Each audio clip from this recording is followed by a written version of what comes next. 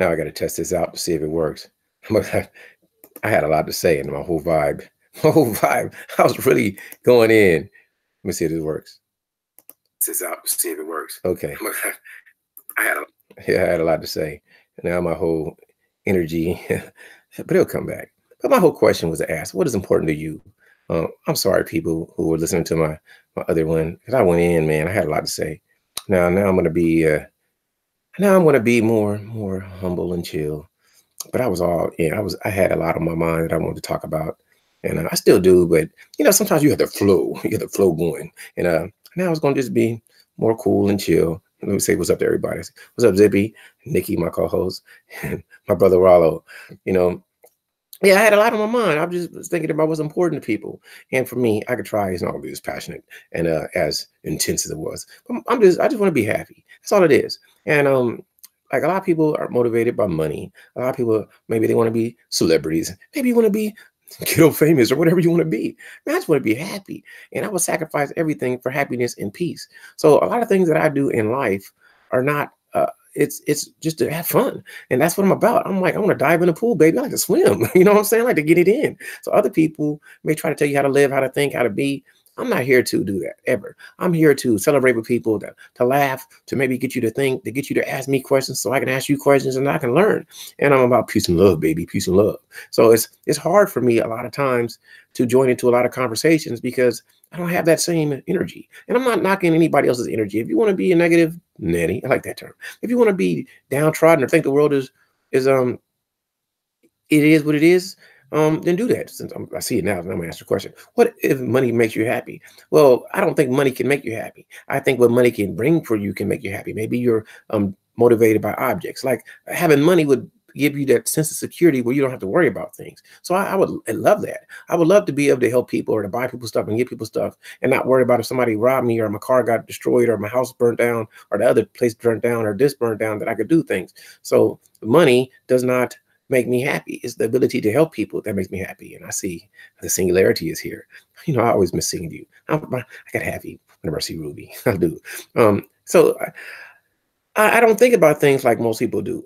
What's important to me is being happy, being healthy, and seeing other people happy and healthy. That's how I live life. That's what I'm thinking about. I'm not trying to, I'm not, Kenya, what's going on, girl? I've been binge watching you. Yeah, I like Kenya. You're a good person, and you're open and honest, but I can tell you may not be like that in person, but you let yourself fly free on the internet. And like, okay, let me talk about you, Kenya, because you kind of, like, I don't have that business desire that you do. I don't have it, but I love to work with people like that because some people it's about making a profit. I'm never going to knock somebody for that. I applaud people who are trying to be independent, trying to be free, trying not to work for other people.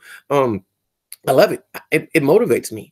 But if I ever want to sell something, I want to sell something that's a benefit to your life. So I don't know, like for me, I always want to have an impact.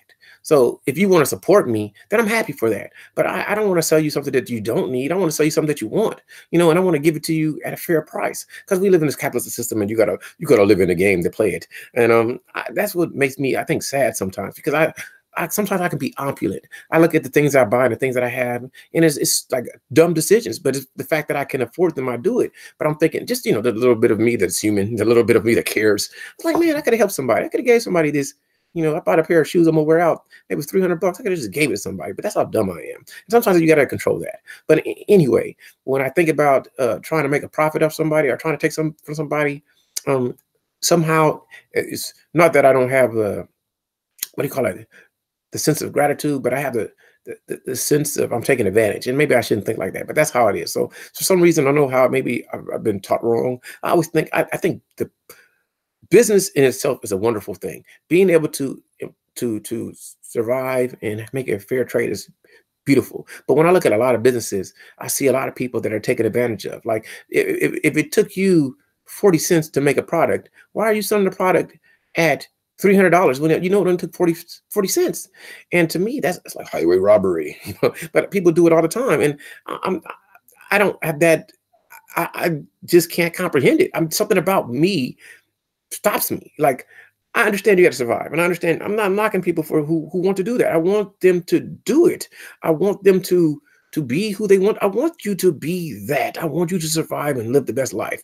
But for me, what's important to me is seeing other people happy. That's it. So if it's, I don't want to bring you pain. I want to bring you joy. I want you to do what you want to do. Like me, I'm a professional ab grabber. I don't want to grab people, girls' boobies. I'm joking. But that's how I think. So if that's what you like to do, then do it. As long as you ain't hurt nobody. And I think that's what's wrong with the world today. So many people are getting hurt by insignificant, irrational, to me, illogical things that are sometimes, damn it, they're wearing purple hair. Now you're hurt because girls want to wear purple hair. Why does that bother you? If she want to wear purple hair, let her. If Mike Tyson want to get tattooed on his face, do it. If little, I may not approve of it, but you can do it. If the little boys want to walk around sagging and all you see is their underwear, I don't like it, but you can do it. You know, I'm just conservative in my view. But if that's what you want to do, I'm for it. I'm for whatever people want to do, as long as you're not physically hurting somebody or taking their finances illegally.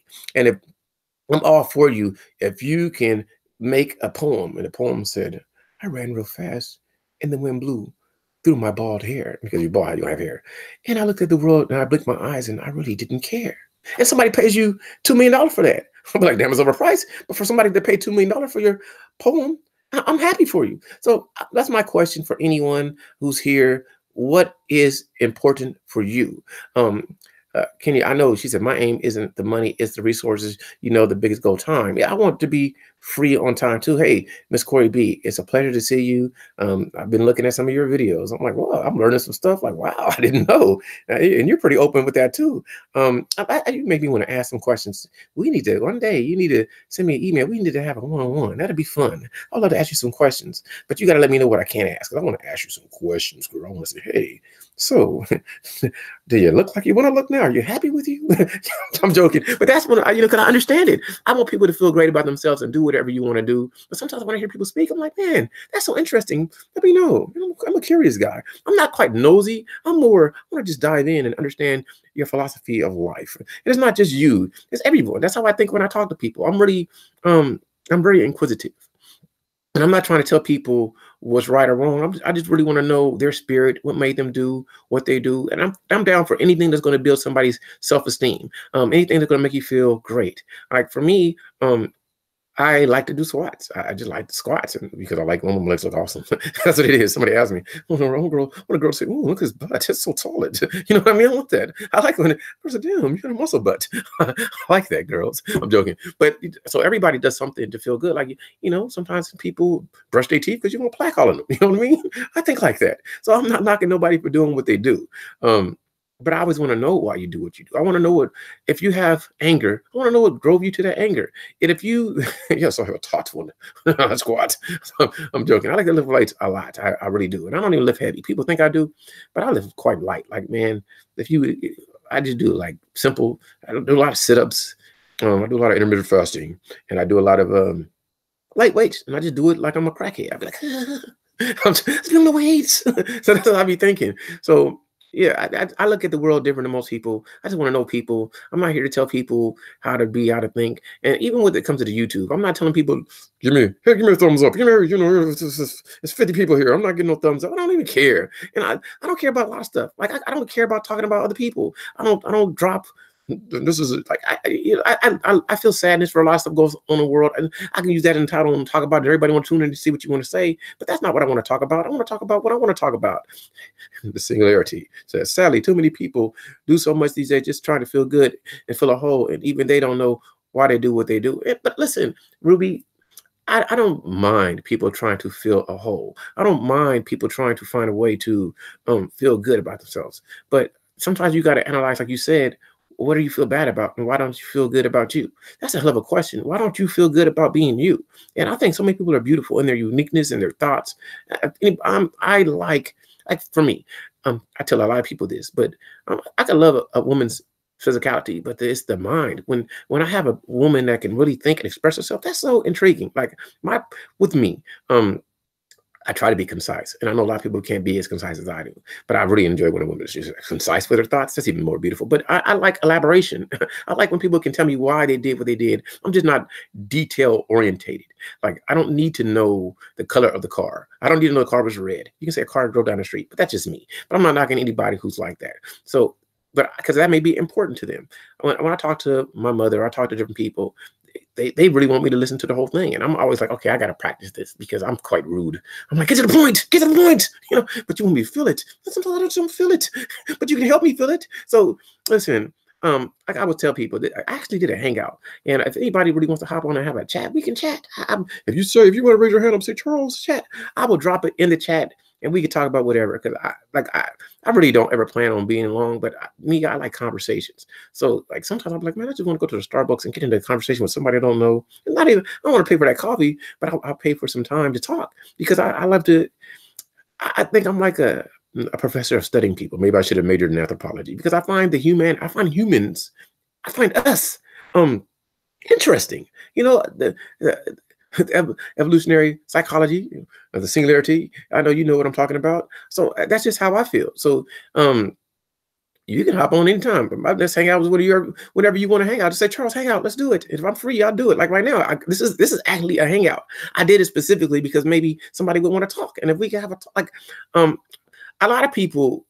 Okay, I'm gonna be how I think about things. A lot of people do interviews and they do interviews with like different YouTubers, but I'm not really like that. I just want to talk to people I find interesting. If you say something that's interesting, everybody's interesting to me. So I don't like I may be an advocate or a fan of this person, but I'm not just connect just to pump me up. I want to know something. So if you said it before, there's no question I can ask. This was reason to talk. And the things I'm going to ask you is things people really want to ask you, and would you want to talk about it? So I'm not here. Like I get it. You want to promote your brand. I'm down. But yeah, I could do that. I can email. I can drop it in the chat, but I'll email it to you. Hold on. Yes. So that's how I just think. I like dialogue more than most people. I really enjoy interaction with people. I really enjoy just having a conversation where I learn about somebody who doesn't think like me and hearing their thoughts so I can elaborate or I can learn and say, well, why do you think like that? And it just moves me. I don't know why it doesn't move other people, but me, it does. And I'm not here to ever make you wrong or say you're wrong. It's more like, that's an interesting thought. Why do you think like that? You know, that's just how I look at life. And I wish, you know, just me, that's my my control issues. I just wish I could make the world like that. I wish I could make everybody just love people. Just love them, baby. That's really how I think. Why don't you just love people? Why don't you just let people be? And then if you don't agree or you find something crazy, just ask them, you know, why do you think like that? That's an interesting thought. Why do you have that thought? Because I don't have it, but I want to understand you from your perspective. I want to understand your reality. My reality isn't like yours. My reality is bubblegum and lollipops. What's yours? You know what I mean? And I'm all sweet tooth. What are you? What are you like? What floats your boat? You know? Water floats mine. But what about you? You might be not water. You might be you really might be amphibious. I mean, I don't know, you know, they got go on land and in the ocean. You might be the Aquaman, swim underwater and go flying. No, that's a mariner. I'm mixing the songs. Because Marvel used to have some cartoons back in the day. Oh man, forgive me, people. I'd say some of the dumbest things, and I don't think about people watching at Walmart is interesting. Okay, I've never have I ever did that? No, I don't think I've ever people watched at Walmart, but I do watch people. But I've never just went to Walmart to watch people. I may have to try that. That may be an interesting game. Charles, what you do today with people watching at Walmart? That might be fun. Hey, Miss L, she says, when I hear you say get to the point, it reminds me of how my brothers and some past mates would react sometimes to my storytelling. Yeah, because I don't like I'm learning to like it, but it's hard for me. I just want, listen, tell me what happened. Like, I don't like anticipation. I don't like way too it. I don't care. I don't like, a lot of people get, you could tell me the whole plot of a movie and it's not going to mess it up for me. Then I can watch it because I understand what's going on. I don't really like surprises like that. I can be surprised, but I don't like it. I don't like the emotional part of it. That's just Charles, but I'm stupid, so forgive me. I find most women enjoy giving the backstory, whereas most men want the pertinent facts and no filler. Yeah, that's how I roll. But I want, you can tell me, hey, I bought a car. Let me tell you what happened. Now I know what you did. You can tell me the whole story because I can listen. Because I can listen. But if you say, hey, I went down the street and I was thinking, and then Pamela walked up and she started talking to me. Then we started talking. Then I seen this car drive by. But anyway, we wouldn't have been giving her a big thought. So I said, that's a nice car. Then I don't, just tell me, hey, I bought a car. And this is the story that goes with it. Then you got all Charles's attention. Because I know you bought a car and I know the end's going to be a car. So I can listen. And I might ask a question because maybe you'll jump somewhere. I'll be like, well, go back to this. Tell me this. But I know you bought a car. So I'm tuned in. You know, that's how I work. That's how I work. That's just how I see things. But anyway, I hope classic Ruby. Hope she joins me. But if anybody else wants to hit and chit chat and talk, we can. Kenya says, making a short story long. My mom is notorious for that. A lot. Okay, this is the only bias. I think a lot of ladies are great at that. I'm not the best at that. I'm like to the point. Like I've said everything I had to say. I don't know what's important to you. What's important to me is peace and happiness, and I'd rather be happy than a billionaire. But I wouldn't mind being a billionaire because then I can make a lot of people happy. But like I say, most people don't want to. Why should I pay him? Why should I help him? Why should I donate $1? Oh, you donate $1 to me, I'm gonna donate it to somebody else. Trust me. I treat people all the time, but you don't see it because you're not my thing. And I feel sad for people who do good for the community. Like this is the arguments that they're having today. It's going back to quote unquote the Black community, a good thing. And I think that it's not a bad thing, but you got to understand your surroundings and you got to understand how you flow and with people. Everybody doesn't wish you well.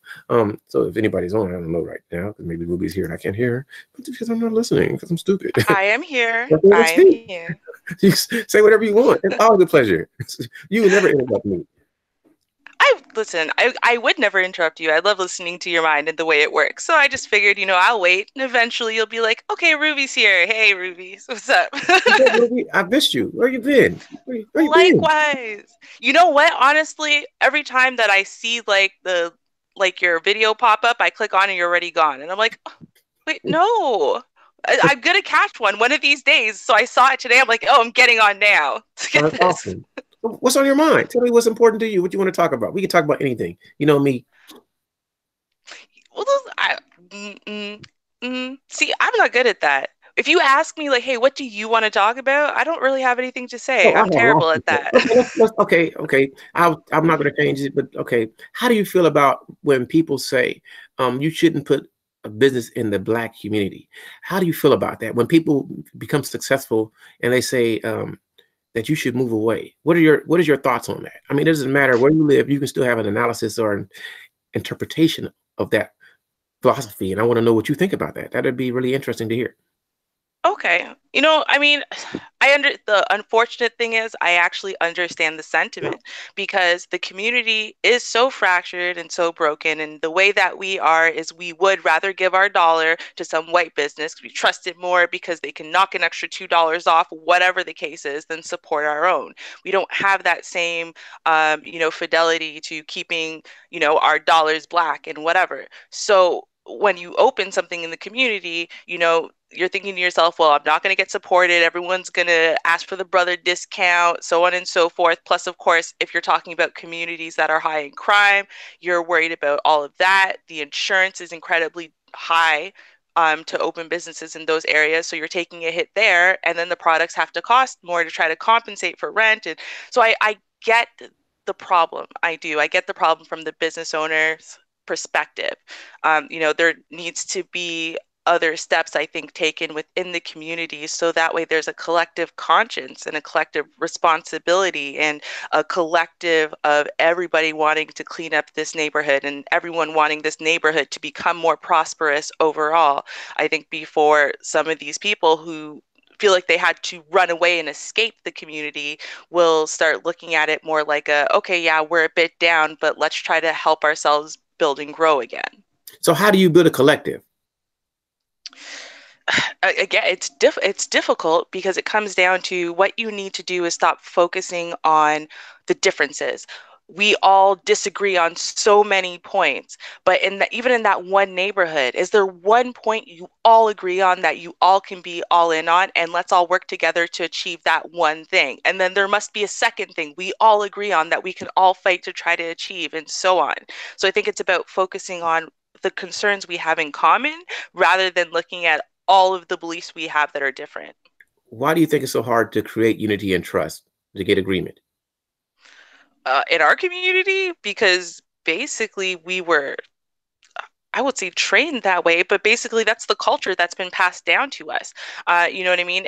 You can look at the Willie Lynch letters and, just look at the way that they have broken down the community and then allowed us to rebuild to break us down again. And the way that they've sowed dissension through the media and social media and whatever, we were literally built to distrust one another, and then on top of that, you were talking about evolutionary psychology. So you think about evolutionary psychology. We were built to trust people who look the most like us and to fear and not trust people who look the least like us. But here's the problem is that our brothers and sisters, I mean, literally our blood brothers and sisters might look nothing like us, right? We don't necessarily have those commonalities where for sure everyone has the same lips, the same nose, the same shape of face, the same skin tone, the same something that at a glance, this person, you should be trusting them.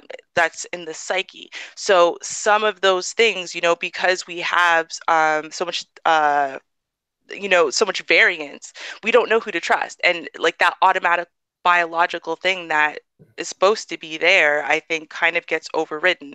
A lot of us have been, especially descendants of slavery. Like you go into Africa in some places, you can tell the difference between someone who's from Somalia versus someone who's from Kenya.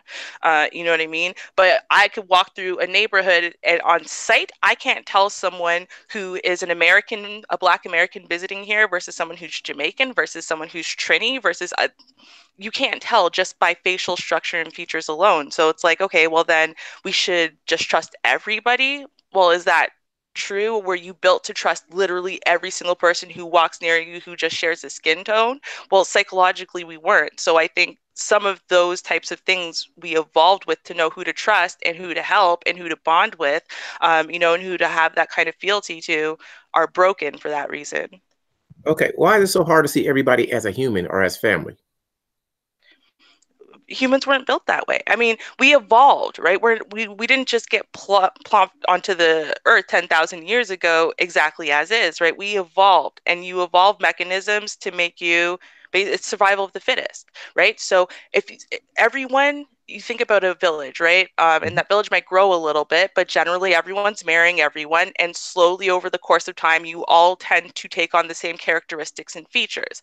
If someone walks into your village that looks nothing like you, there was a good chance they were there to plunder, to murder, to rape, something bad, right? Because they have their own village. So what do? You kill that person, you attack that person, you trap that person, you try to figure out why they're there because they probably do really have nefarious reasons for being there, right? So that's what we evolved from. Sure, yeah. 10,000 years we've since then, but that being said, it's still basically like that everywhere. So do you think the world today, people still have nefarious intentions to people who don't look like them? That's the question.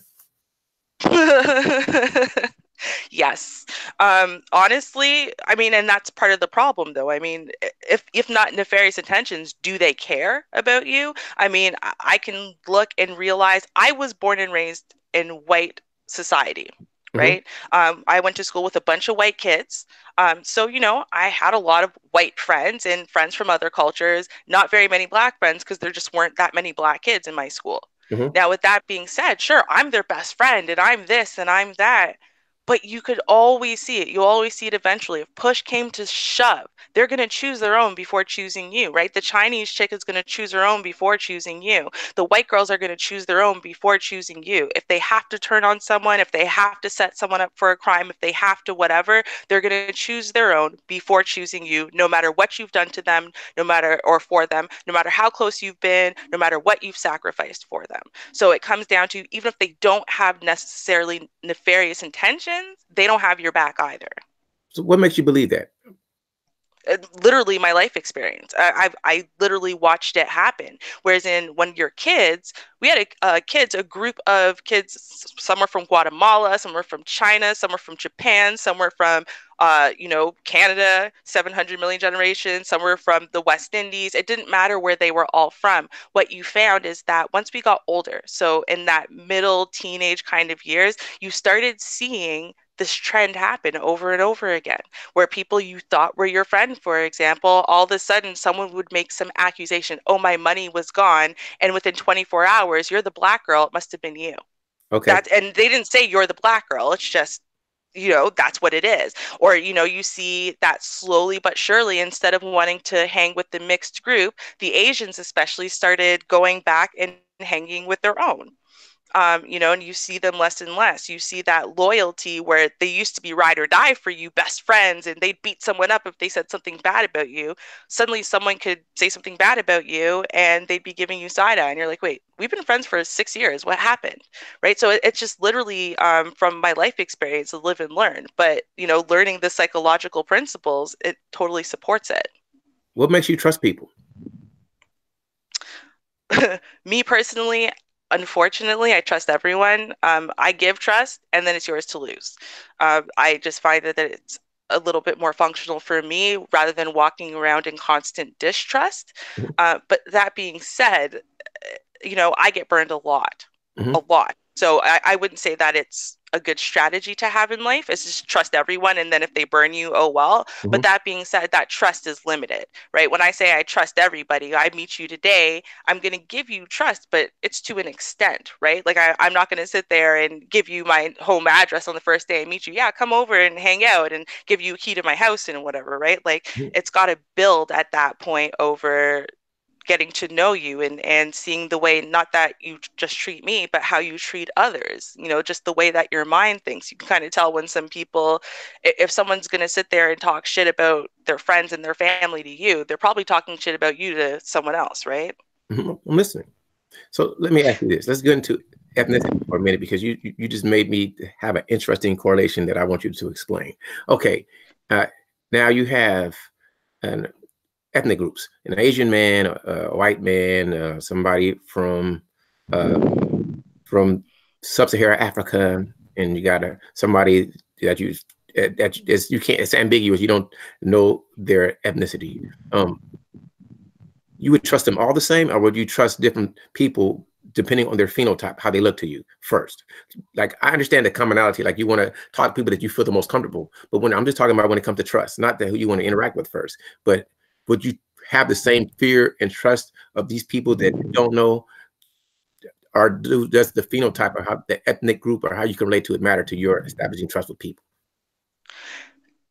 For me, actually, it's cultural. So if you're Jamaican, if you're culturally Jamaican, I'm going to trust you more and I'm going to feel a closer bond to you and a closer kinship to you than anyone else. And that's regardless of phenotype. You might look exactly like me, but if you're from like St. Lucia or something, Mhm. I'm still going to automatically feel less for you than I will from anyone who's from Jamaica.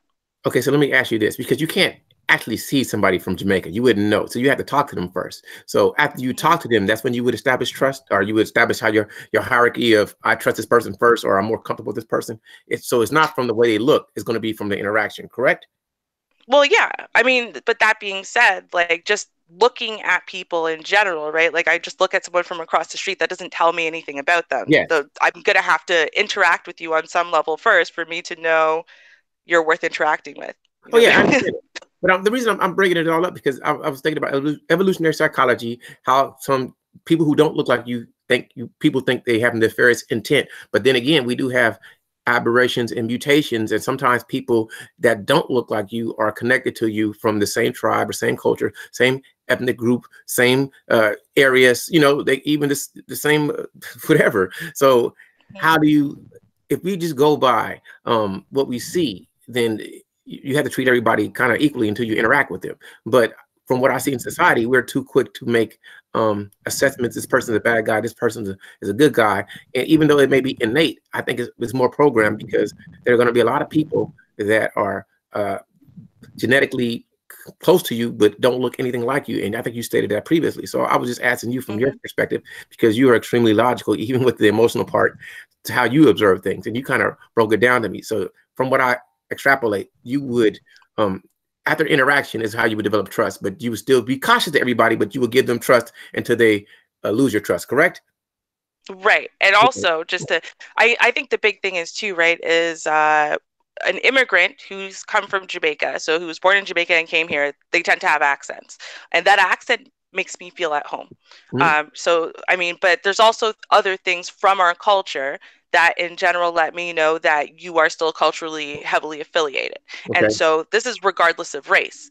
Mhm. So white Jamaicans, Indian Jamaicans, Asian Jamaicans, it really Wow. doesn't matter if you're from Jamaica, I'm going to feel that trust from you more. And I think it has to do with a common understanding, though, right? And so you see that a lot online. People will say, there's a bunch of people from New York, and then they find out they're from the same block on Bed-Stuy or whatever, right? Mm-hmm. All of a sudden now they have like a deeper like and understanding with that person. You've only had 2 words with them. You might have known me online for 6 months, but that person is from your block. And so now all of a sudden, you know, they have this common understanding of life that you have. And so it makes you trust them more because they're from where you're from. So, you know, I will say, like, for example, Americans, you know, even I think with the friendships I've made with Black Americans, they still trust each other more than they trust me, no matter how long I've known them. And they'll still Right. trust a new one of them coming in than me. And it's just because I'm a wild card, right?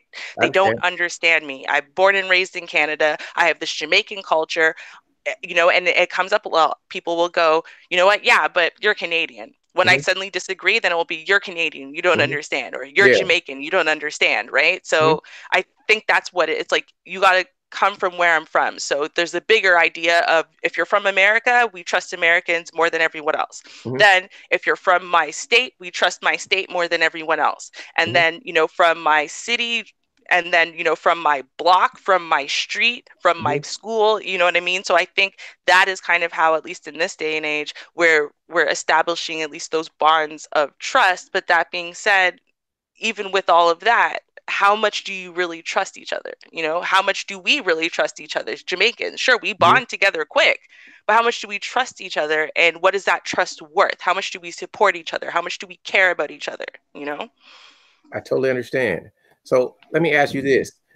Um, do you think most people attach more from culture or more from ethnicity? I think most people outside of America attach more based on culture.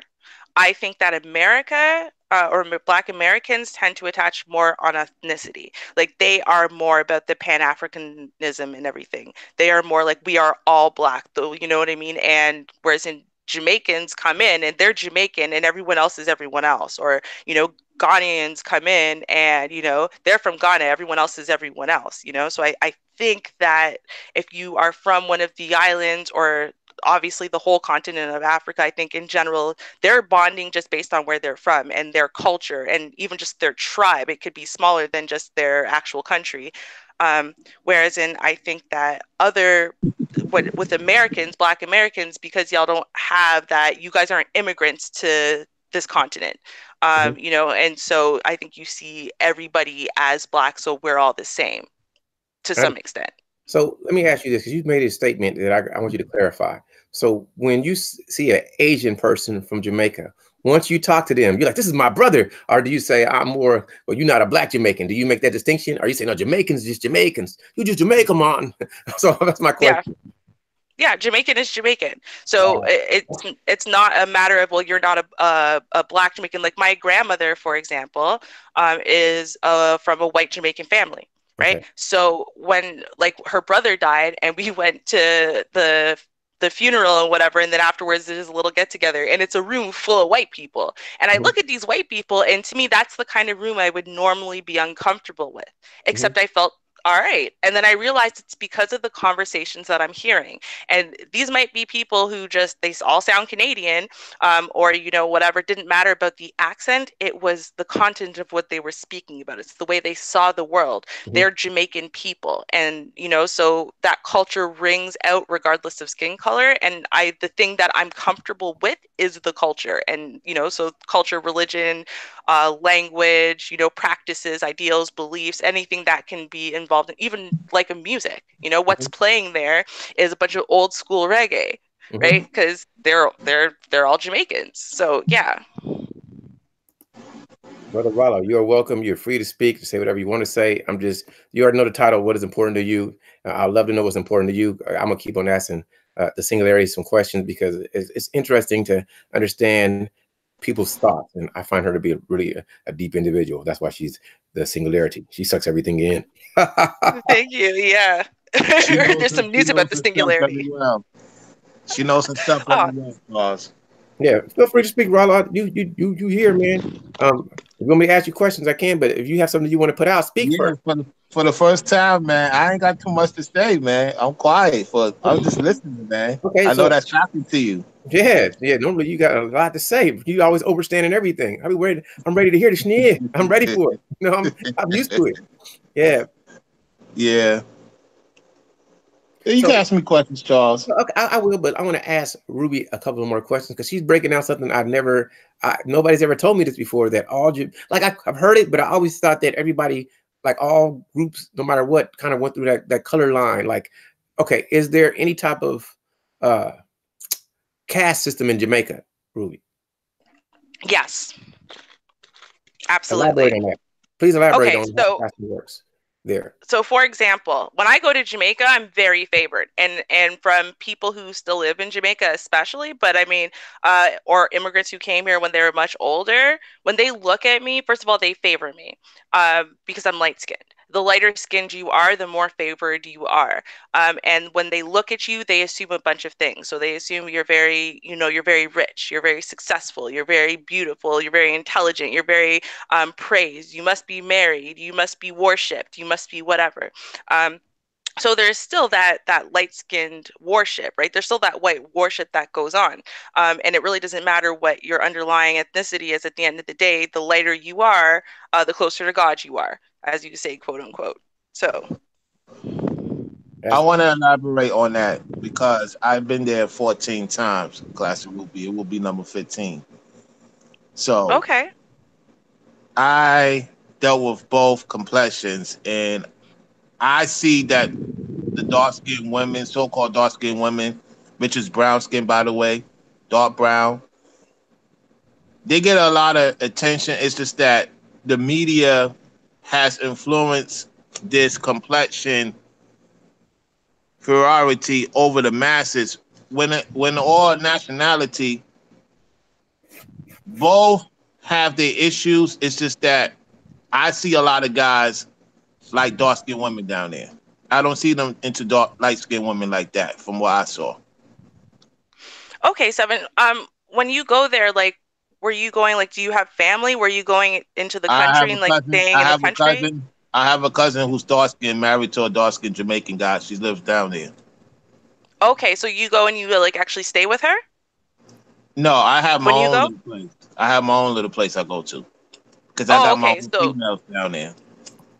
okay. So, like, is that like in like tourist country or is that like in the country country? Outside of Montego Bay, I've been to Westmoreland, the Grill, all those places.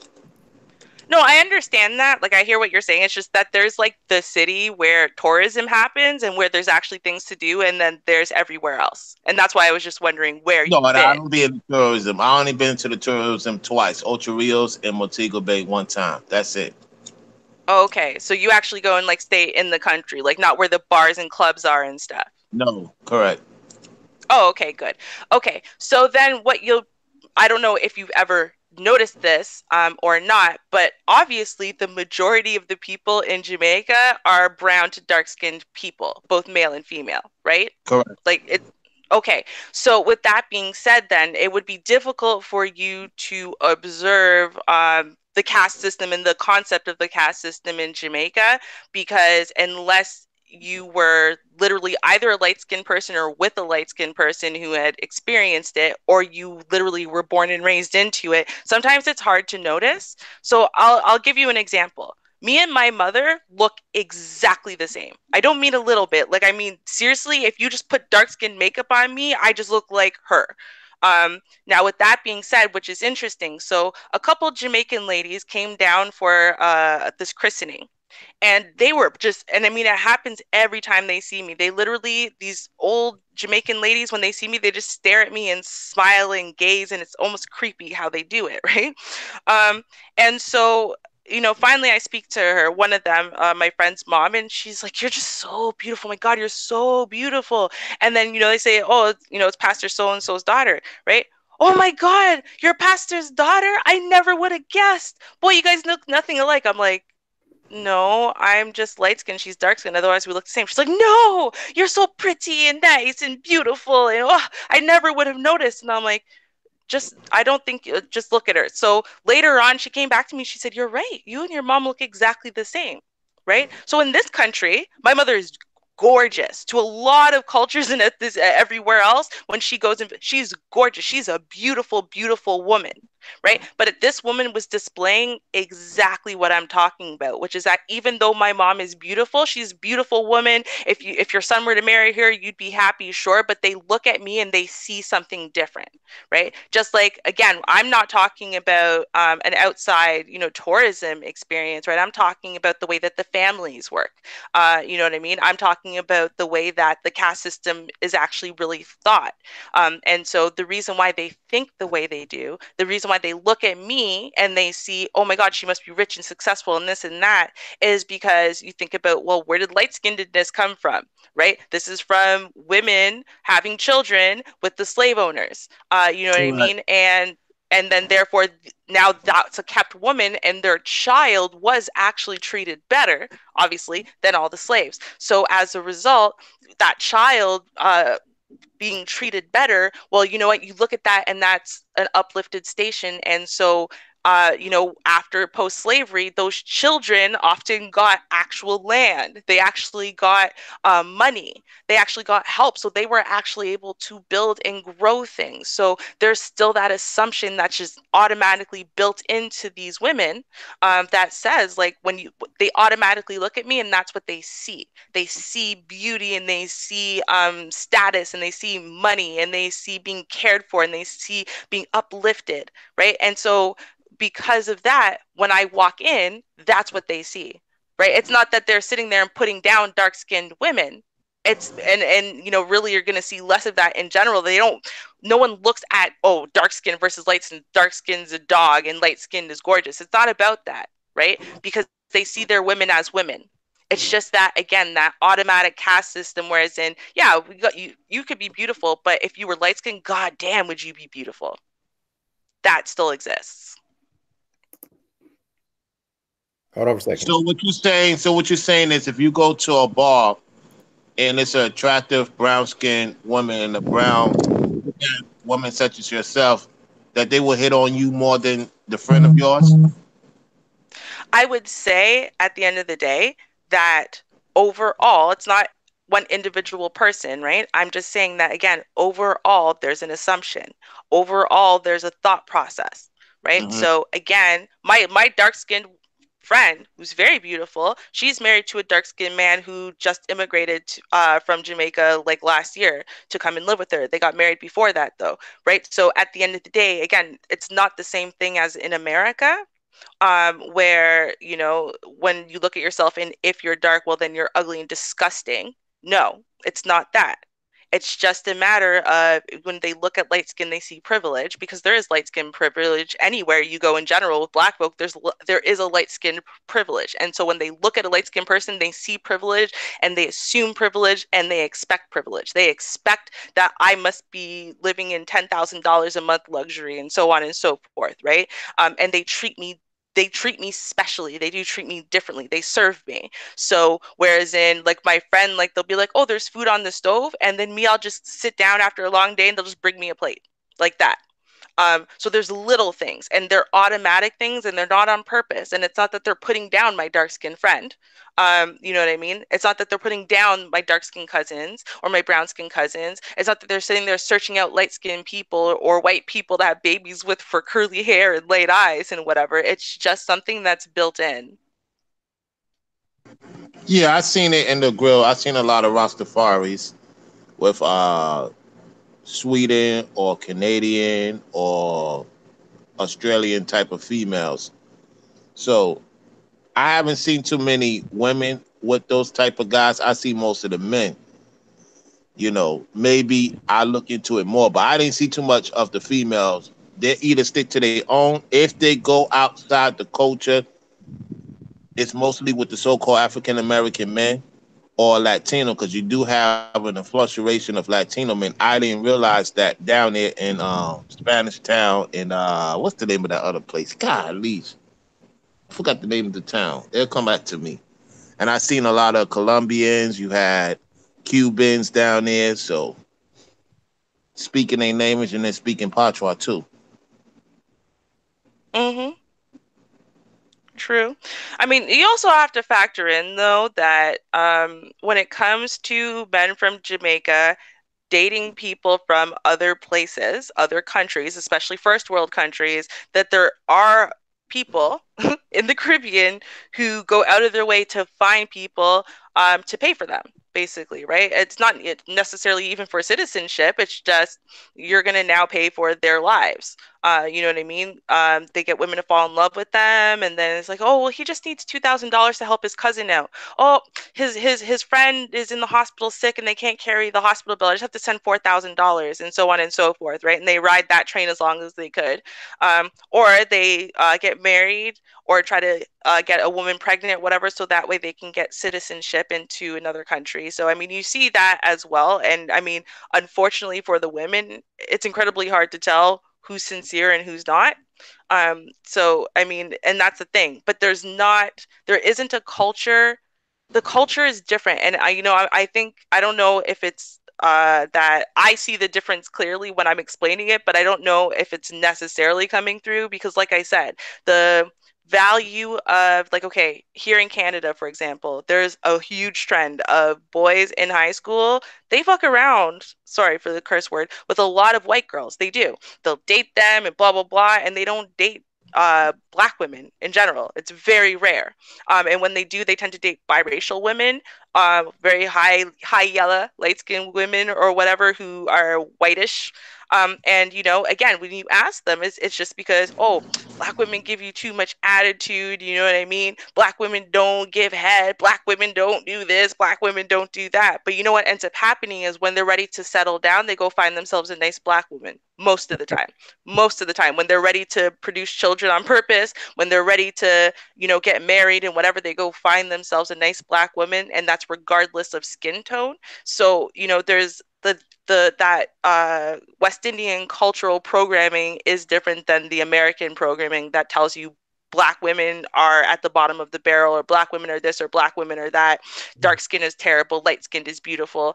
The programming is a little bit different. Men are chasing that light skinnedness too. They'll sit there and they bleach themselves until they are literally ghost white. Like, it's terrifying all over their bodies. And then they'll only stop, like, they don't really stop. What happens is, let's say they have to go outside in the sun for a long period, then they tan back to dark. And so they give it a week and then they start again, trying to get themselves ghost pale white. So there are some of these trends that you see in America exist in Jamaica, but they look different and the underlying thought process is different. Oh boy, you just maybe want to go somewhere. I'm going to have to go. You got to go to Jamaica, Charles. They would love you over there. Oh, yeah. But Ruby just said something that I got to, not that I want to speak on, and I would love to hear both of you guys agree or disagree with me. Truthfully, I don't think men, black men especially, don't think black women are at the bottom. They don't. I think the problem is the system, and the system has created an inequality, and a lot of men, instead of being mad at the system, project their anger at women. You understand what I mean by that? Because if okay, I don't know what you think. I don't know what anybody thinks. And I could be totally wrong, but I got it. Kenya, you stated this, so I'm gonna use Kenya. It's your fault. In the black community in America, it's more of a matriarchy. It's more the women have more power and influence than men. So we live in a patriarchal society. So when you see a lot of men, they feel like they're not getting the appreciation and they're not getting the respect or the power that society says the man should have. So because of that, I think it comes off in anger, and a lot of the anger goes at the women. If you really look at it, it's the system. It's the way the system is based. And if you guys agree or disagree, I would love to hear it. But that's just my assessment from what I've studied, from what I see. It's okay. If I was an employer, and we all about diversity now, it's nothing more easy for me than to hire a black woman, because it gives me two things. It gives me a black person and it gives me a woman, and I covered two categories. So. And also, usually, women are seen as less violent and less antagonistic to the system. So why would I want the men to have more power if it's going to be against my system?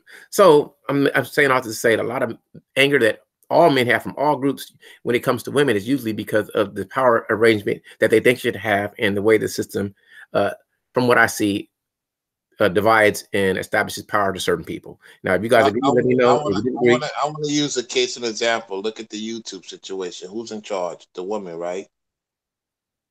And now, you said that for what reason? The CEO is a woman. Can you hear me? Yeah, and? All right, so she doesn't really know about the influctuation of what is going on. She don't have a clue. She just there. When the guy was in charge, everything was going pretty good.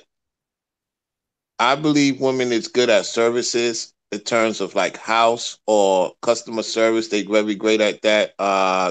Some of them could do good at construction, certain things. But when it comes to this computer stuff, dealing with WAN bits and all that stuff, she doesn't have a clue.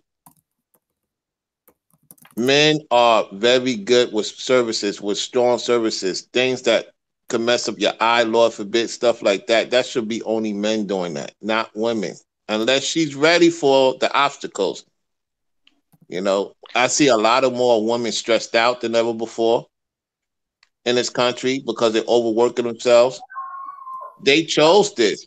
If the government gave them an option, they chose this option. The men are saying, why are you getting upset with me when you chose to go out there? We didn't tell you to go out there. We didn't force you. You wanted to be part of the system. And you're right, Charles. Men don't want to be part of no system that's going to destroy them. That's why they hire more women, because the woman is not going to rebuttal against the system. They're not. Okay. Well, here's my thing. So now, and in all fairness, I want to clarify for the record that when I said, you know, men not wanting dark-skinned women, wanting light-skinned women and whatever, I'm not talking about that in the context that, you know, I think the average woman might. So, because I'm talking about in general, the social training that's happening to Black people, especially in America, whereby you ask a 3-year-old, you know, who's the most beautiful, they're going to pick something that looks like them or something that looks like mommy, right? And by the time they get to grade school, you ask them again, and the most beautiful is the whitest picture, right? And the ugliest is the darkest picture. Why? Because it's Black, right? It doesn't matter whether it's boys or girls. This is the same training that everyone is getting, is that the Blacker you are, the uglier you are, the whiter you are, the more beautiful you are. You know, so by the time you get to teenagehood, then what ends up happening is you've got like that. I don't know if y'all saw that they did a couple of these things where they were just asking teenagers what, you know, they thought about colorism and what they thought about dark-skinned men and light-skinned men and dark-skinned women and light-skinned women.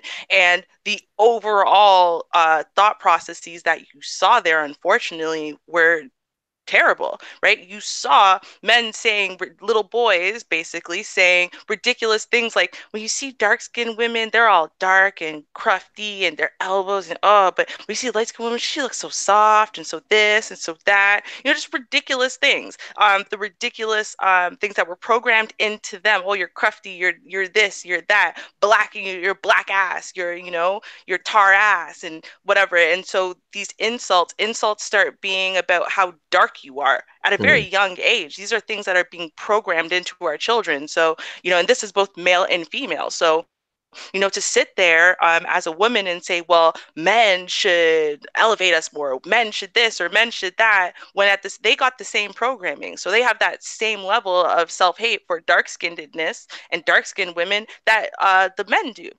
You know what I mean? And that hierarchy, that light-skinned is beautiful. And I mean, because honestly, I have seen, when I see a dark-skinned woman that's being elevated as beautiful, she is gorgeous. Like, I mean, you look at her features, the golden ratio is beyond on point. Like, this woman is, her skin just looks like, oh my God, I wish I could touch her. Like, she's gorgeous. But you see some light-skinned women that honestly are not that pretty. And, you know, their faces aren't necessarily on balance. Their eyes are very obviously not the same size. They got weird, their faces are weird. But because they're light-skinned, they're being uplifted as beautiful and this and that. And the only thing I can see that, you know, would be lifted up at all is the light-skinnedness, because if they were brown-skinned or dark-skinned, they'd be awkward looking, right? So, you know, there's that belief there, unfortunately, that light-skinned somehow makes you above anything, which isn't true. Obviously, it isn't the case, but I'm just saying, when I say that, you know, Jamaicans aren't programmed in that same way. So, you know, you ask a 3-year-old Jamaican kid what's beautiful, they're going to pick something that looks like them. When you ask a 9-year-old Jamaican kid what's beautiful, they're going to pick something that looks like them, right? So it's a little bit different. They don't have that same programming, and the programming that they have is more about that idea, that concept of well, you must be richer, you must be whatever, you're used to being served on, I should serve you because you must be elite, you must be high class because you're light, because everyone else is dark or everyone else is brown, like that. This is extremely interesting conversation. I am learning. Brother Wallo always says something that make me think about it. Like I need to go to Jamaica. I need to see what it's like, and I just need to. I've been a lot of places, but the more I've been, the more I know that I don't know, and I need to experience more to expand my knowledge, because I want to see as just more as a tourist with a purpose of to observe, to see how different the cultures are. Several places I haven't been that I want to go to. I love to go to Colombia. I love to go to and I've been to, I probably have. I'd like to go to Jamaica. I like to go to South America. A lot of countries down there I haven't been to South America. So Colombia is on my bucket list too. Yeah, I've been to like a lot of the islands. I just haven't been to Jamaica. I would love to go to anywhere in South America. I need to go 2 or 3 countries just to see what it's like and see how the cultures are. You been to Brazil? You been to Brazil? Talking to me? Both of you. I haven't been to Brazil, no. But I'll go there one day. It's not a big rush. I kind of want to. I would love to go. I would love to go just to see the world, and I want to see, like, because we live in a world that's so diverse with different cultures that I want to experience everything. So it's just the time. That's what it is. It's more about time. Because listen to you, Rollo, you let me know it ain't really about the money. Because you always you quick to spout. These people ain't got no money. They over there. So I hear what you're saying, and I agree. But you know what? I think it depends on your quality of life and your level of living, and can you afford to do it? Like, I've been programmed to work, so it's for me to take time off or not earn. It kind of feel guilty. You know what I mean? Even if you have the time to take. So it's more about me, like, establishing more streams of income, becoming more free, so then I don't feel so guilty when I take time to go do something. But I appreciate you. Tell you what, though, Charles, I was so when I got the job at the airport, before I started running my own business, when they let me go eventually a year and a half later. The minute I got to the 3rd month, I was gone. I said, "Look, I'm taking the week off. I changed my days." I was not playing, because you have one life to live. Let me tell you about companies. Let me give y'all a tip. I tell my workers, man, you don't work for me and just work.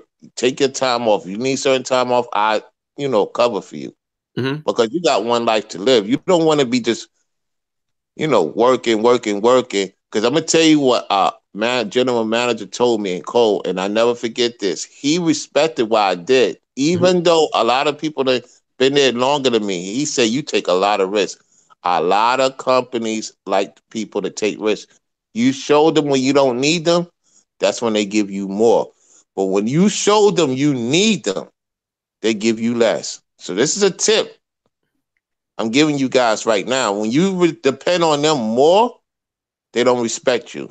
But when you show them that you don't depend on them and you on your purpose, they're going to do something for you. I got 5 raises within 6 months. And those people been longer than me.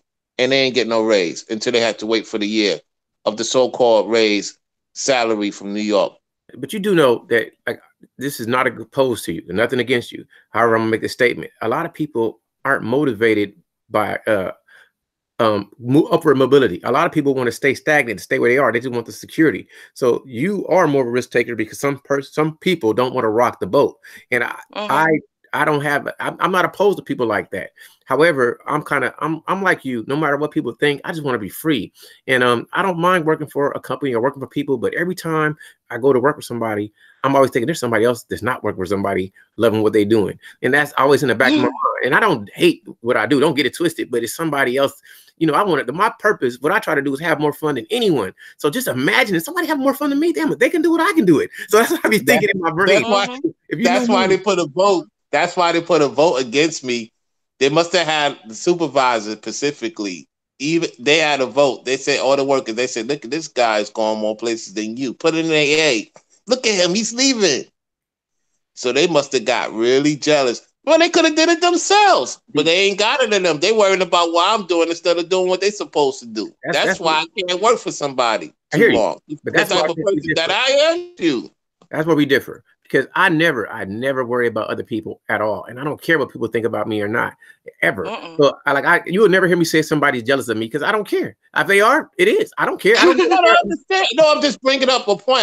I don't care. I'm just to the audience that might be going through it, wondering why people have this dirty look at you. Yeah, but what I'm saying is, I never try to assume what they think. I don't care. Listen. I don't know. If you wish me ill will, I wouldn't know, and you wish me the best, I wouldn't know unless you tell me. I don't know nobody working for somebody, Charles. I was not. I'm not arguing against you. Listen to me, bro. Don't take it. I'm not going at you. I know you're not. I know you're not. About me. So, like, how I think is that when I look at people, when somebody's doing it, it's like motivational. I applaud their success. I love seeing people make it. I love seeing people win. But in my back of my mind, I say, if they can do it, I can do it, or I can try. That's what I see. And I never want to take from somebody. I want to add to them. So that's how I look at the world. I always wish people knew that when if you talk to me, I'm not trying to take from you. I'm trying to add to you. So I don't ever want anybody ever to think I don't got no hatred. Man, if you winning, I want you to win more. And I'm never gonna say nothing negative against you. Even if you say something negative to me about me, who are you anyway? You ain't killed nobody in my family. You ain't robbed me. You just said Charles. Right. And I keep on pushing. So you hate all you want. I'm gonna love you from afar. Keep it pushing. Don't let nothing stop you. You can win. That's just how I think. This is my brain. So I agree with you. I love people who take risks. I'm proud of somebody like you who is their own boss, making their own money, doing their own thing. I think we all want that. And that's what I do see from the internet. The internet has given people the opportunity to do it. You can if you really are into capitalism, if you're really into selling, you got millions of people you can DM. You don't care if they like you or not. All you need is one. You know what I mean? All you need is one. So this right now. I'm very happy to see the success brothers and sisters is getting on YouTube. Yeah. Oh, I love it. I love it. I love it. I love that. Can I add something? I'm gonna say it for you, Charles. I'm gonna make you laugh. I love that. Yeah, damn it. Go ahead, Ruby. Free. Say what you want. I just say this, and here's the thing. So a lot of people, and I think you're right, I think most people very early on, probably during their first job, after they were so excited to get it, realize they don't want to work for anyone. They want money, obviously, because you need money to survive. You need money to thrive. You need money to be able to get and live the way you want to live. Fine, but working for someone else and being on their payroll and them always hanging your check over your head, basically, as far as what you can and can't do, and better not be late again, even though you were 30 seconds late, but yesterday you stayed 2 hours for free. You know what I mean? All that bullshit. No one really wants to be in this the rat trap. But I'll say this, because a lot of people are thinking about either they start a YouTube channel. You know what I mean? Because they're like, oh, well, if some people did it, then I could do it. Or, they'll try to start just any business. Someone says, oh, you could start this business, it's easy. And they go and try to do that. And, what I think people need to realize is that the most successful people love what they're doing. Yeah. So even if they're working and it looks typical work, for them, work doesn't feel like work to them because they're doing something they love. So it's like they're getting to engage every day for 8 hours of their life and doing something they love. And for me, at least just from my perspective, just because of what I want to do in life, right? I want to be a psychologist. And so I think about, getting that licensing. I could start my own business. I could start my own practice, or I could go and work at a hospital or another practice or whatever. But it still comes down to, I would love what I'm doing. Right? Because I get to get up every day and come home at night and mull over patients and diagnoses and, how could I help them? I get to listen to people and, help them wade through their issues and so on and so forth. To me, that would be a dream come true. Right? And so I think about licensing, and I think about all the people I know who own very successful businesses. They're licensed in something, right? They're a plumber, an electrician, or even a doctor, surgeon, psychologist, they're social workers, and they've gotten to work with autistic children, whatever it is, right? When you get some type of licensing, even though it's a piece of paper, school is just a series of pieces of paper, you know what I mean? But when people are getting these licenses for things, you know what I mean? They're licensed this, they're licensed that. Not only are they, having the skill that they can work with and whatever, but, they can build something of their own, and they can build and get their own hours, and start setting their own rules, and eventually branch off and, have their own business. And I think a lot of us, because it's like, damn, I need money. I need to pay for my rent. I need to whatever. You're not getting into things that give you a license that allow you mobility to move from place to place, or to even branch out on your own. You're just, in the rat race, picking up phones, or, lifting up boxes or whatever, so someone else can really get the big bucks and they can throw you the crumbs afterwards. So, like, it's like, find something you can get a license in, you love what you're doing, and go with that. And then every single day, yeah, you still got to work 5 days a week or 48 hours a week or whatever, but it doesn't feel like work anymore. It doesn't feel like, God, I got to do this shit again for how long? You know what I mean? What's the cutoff before I can get a retirement and whatever? Like, it'll feel like you almost dread retirement because this is who you are and this is what you do and you love it. I Just totally my 2 cents. I totally understand. I think the problem is that most people don't really know what they love to do. And I ask a lot of people, what do you enjoy? What is your passion? And most people can't tell you. And that's why I asked the question for whoever watches this, what is important to you? Figure out what's important to you, what motivates you to get up. And some people, like, I've talked to a lot of ladies and they say, my children. Then I say, outside of your children, what motivates you? Then they don't know. True. So I think people should really just find out what brings them pleasure, what brings you joy. And if you had to do some type of activity that's work, what work would you love doing, and try to do that? I'm just, I don't know why people can't think like that. It's weird to me. You know what? Can I add to that? Because it's funny. It's a conversation actually that I had with my husband at some point. Is, and this is something that after I had that conversation with him, I started having it with other people. I wanted to see if it was a trend and it was true. So I asked them, what do you want in life? I want to be successful. Okay, cool. Successful in what?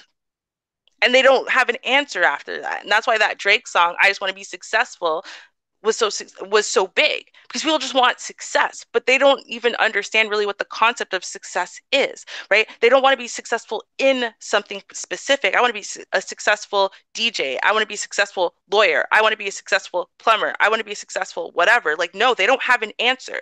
They don't even care, because they've been literally culturally programmed and trained that success is just the amount of dollars in your bank account. And they don't really care how they get to that amount of dollars. And then what they do is they sit in the rat trap and they spin on their wheel and they go, man, I'm not successful. I want to be successful. I want to be successful. And all they dream of the dollars, but they're not on a path to get dollars. They don't even know how to get dollars. They don't realize that if they just stopped for 5 seconds, and seriously, in some cases, if you're single and you can do it, like, get yourself to the place where it sucks, but you're renting out one room and whatever, so you can work real part-time, and just think, like, who are you? What are you about? What do you love? What are your hopes and dreams? And, like, instead of stopping it at the point where you go, yeah, but I'm too old to start that. Yeah, but I'm too old to do school for that. Yeah, but I'm too old. Because that's what a lot of us are doing, especially in kind of like this place where if you're over 25, then you start going, I'm too old to.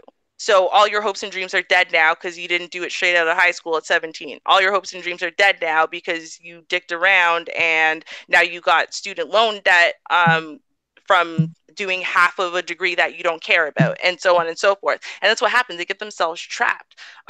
Actually, I knew this girl, exactly the same thing. She did half of a degree for, I think it was nursing. She had like 1 year left, and she didn't want to be a nurse. She hated the concept of being a nurse. So she's like, I have all this student loan debt and I'm working in call centers and stuff.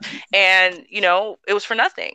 And, I told her, I'm like, well, a lot of credits are transferable. Just because you were taking a nursing degree doesn't mean that you can't transfer that into something else. And she's like, no, but I took nursing this and nursing. I'm like, it still might be transferable. What you need to do is go talk to an academic advisor at school. They're free. Go talk to one.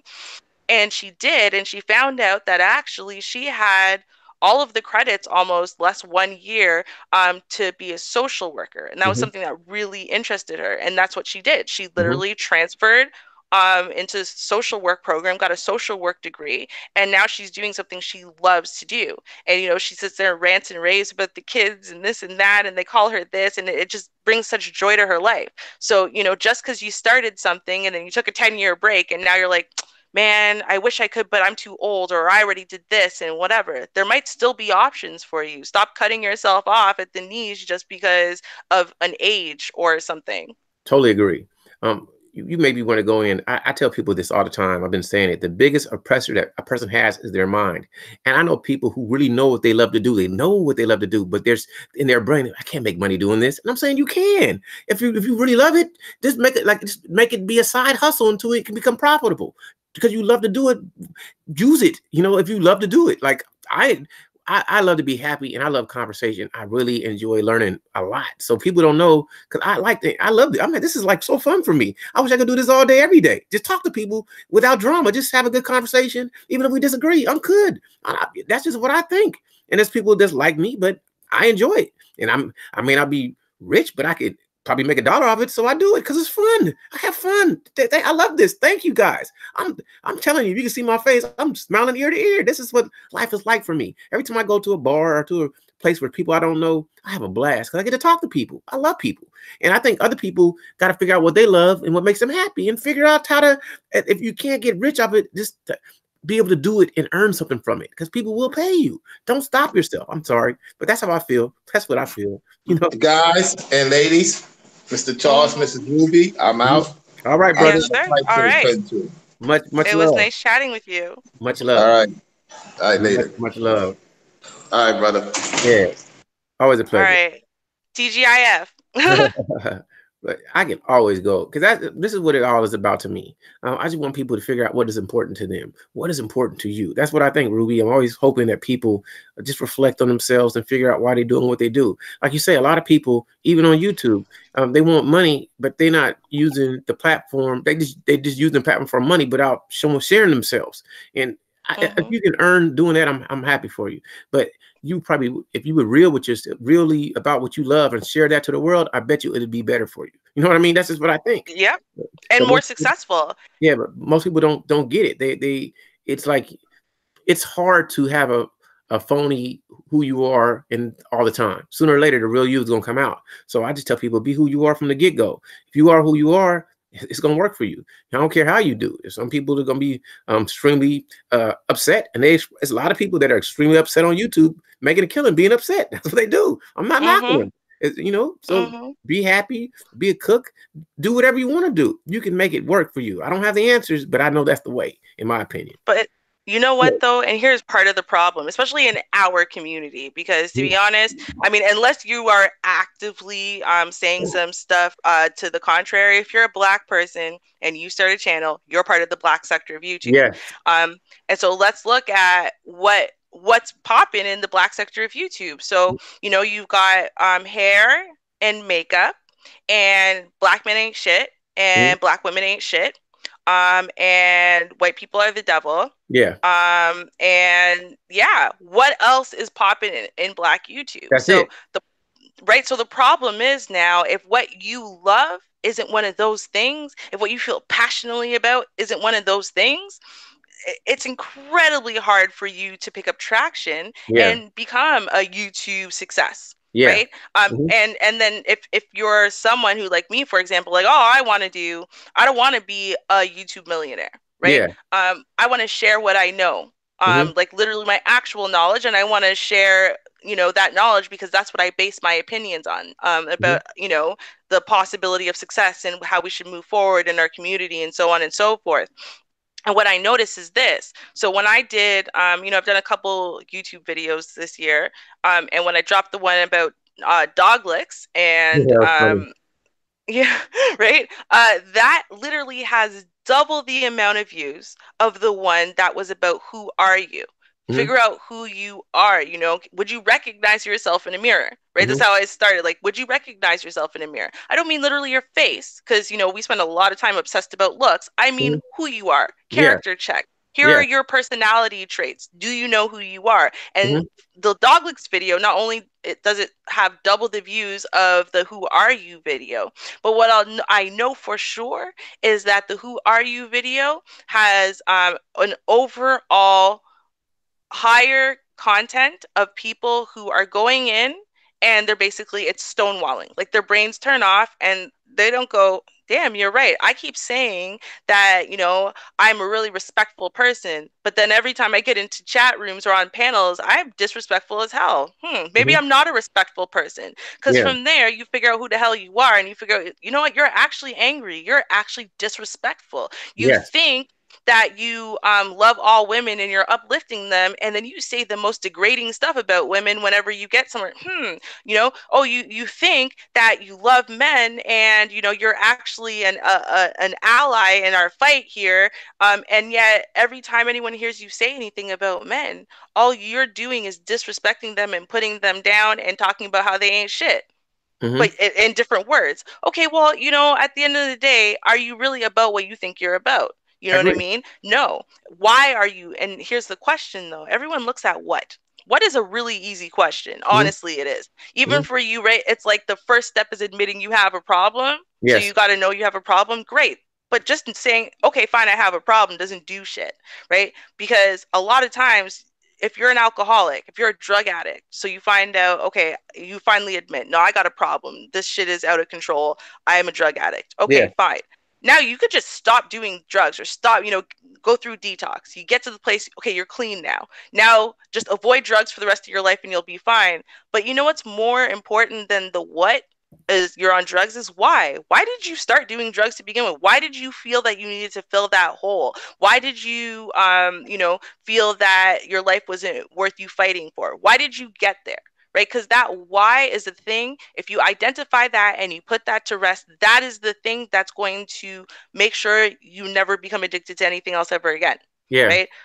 If you all you're doing is avoiding drugs for the rest of your life, guess what's going to happen? One day you're going to bump up into drugs when you go to some bathroom somewhere, and that's going to be it for you. And you're going to be like, oh, he was doing so well. He was 7 years clean, blah, blah, blah. Okay, he got clean, but did he ever figure out why he was a drug addict to begin with? Did he ever figure out what he was trying to drown, what he was trying to ignore? Fix that, confront that. That's the hardest thing anyone can do. And that's the thing most people never want to do. People don't like whys. They're scarier. They're more difficult. Man, you hit deep. Like, I think like that. You know me, I really think like this. And everything you said is so true. Like, I think, like, no matter what, they people try to put you in a group. I may be cool with these people. I'm a black man. I love being black. I love us, but I don't hate others. And so now I'm up against the group because I'm not doing what the group says. But I don't want to talk about that. I want to talk about love and happiness and people succeeding and helping people. And because of that, like you said, you don't gain traction. And I don't really want to talk about average stuff. Like I know maybe a celebrity got in trouble or the celebrity got murdered or this one. That's cool. I'm not opposed to you, but me, I don't want to talk about that. I want to talk about what makes you you. How can you be better? How can you improve somebody else's life? How do you improve your own life? How can you help me? What are my issues? So I like this conversation because you make me reflect on myself. Every time I go to somebody's page and I listen to them, I'm hoping to learn something or to self-reflect and say, damn, why do I do this? Why? I'm always thinking why. And I think most people, like you say, they don't think why. They just want to stay. They like where they like not knowing, or they don't like looking at themselves. This has been a great conversation. You made me think about culture. You made me think about environment. You made me think about caste, purpose. Man, this is business, passion, and this is what it should be. This is the type of dialogues that I want to have all the time, and that's what I try to have all the time. But it's hard because most people have that defense shield, and I made a video. My patient will breach your defense shield if you talk to me. Like talking to you is like it's easy for me to talk to you. I think Kennedy's gonna be great to talk to too. I think certain people I can't wait to talk to because I can sense that when we really talk, it's gonna be good, and that's what I like. And I'm not into. A lot of people do dramatics. A lot of people say all this stuff, but that's not really them. And if it is them, then wow. But some people, I don't know the real you. I don't have to see your face. I'm not into that. I just want to know you're being real about your beliefs and your purpose, and you're not putting on an image so we can learn and grow. But it's hard for people because they don't want to be judged. And I'm telling anyone who ever interacts, I'm not judging you. I mean, I'm assessing you. I have a judgment. You're tall, you're short, you're mean, you're kind, but I'm not gonna hold it against you because you are you. And once we can get to that point where we can interact like that, we will become better people. But everybody kind of like Rollo said, that you judging and you thinking negative, and you're not wanting to see people win. I want to see everybody win, and it's cool to be monolithic and part of the group, but I don't want to stop talent or stop somebody who is good getting to where they want to go. I'm here for you. That's all I gotta say. You got me on one a little bit. I'm telling you, I feel like this all the time. I want to know why. Yep. Yep. You know, I feel you. And see, that's the thing. I really feel that. And I'm one of those people, right? I mean, I'm exactly like you. Like that stage in life where kids like, why is the sky blue? Because it is. But why? Oh, because atmosphere and this and that. But why? And I never grew out of that, right? I never grew out of that thing where literally, if I don't have the answer to who, what, where, when, why for every part of an argument or discussion, then for me, there's a hole in that. For me, I can't, take that on as my belief. And so it's funny because I'm actually, for a lot of people, I'm very frustrating to them in debates. And the reason why I'm frustrating to them in debates is because I'm debating a topic, but I'm not married to the answer, right? So I'm not married to my point of view necessarily. So when I am bringing up every point that I believe and that I think and that I know, all these facts that I know that I've used to put together my argument, I'm not doing it to destroy you. I'm not doing it to destroy your argument to prove how wrong you are and whatever. I'm hoping you have a counter. I'm hoping you have an answer. I'm hoping you have more information that I can add in to my overall group of knowledge on this thing. You know what I mean? You might actually really sway my opinion if you're providing me facts, real research, real data that actually supports what you're having to say, other than, well, just because I believe so, because everyone believes that. Because a lot of what we believe in the Black community, despite the fact that we have so little togetherness, a lot of what we believe, these are just shared common beliefs that everyone's had, and a lot of them have no idea why they believe those things. It's just like when you have arguments, religious people don't like arguing with me. And the reason why they don't is because I believe in God.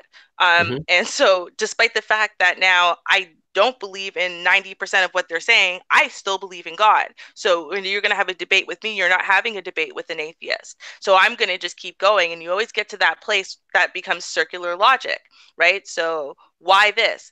Well, because it says so in the Bible. That's the only answer that they have, because God says. And then you realize that they've taken on beliefs because the preacher told them that this is what they should think and believe.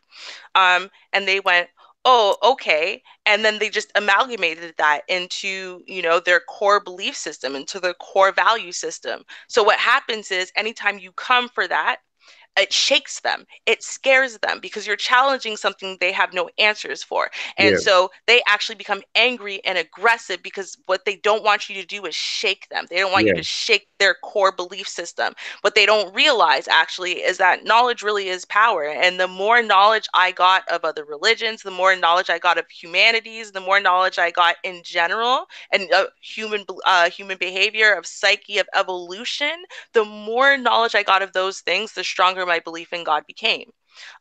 So it's so interesting to me to have debates with these religious people and see how terrified and shaken they get anytime something touches that. My mom used to be the same way.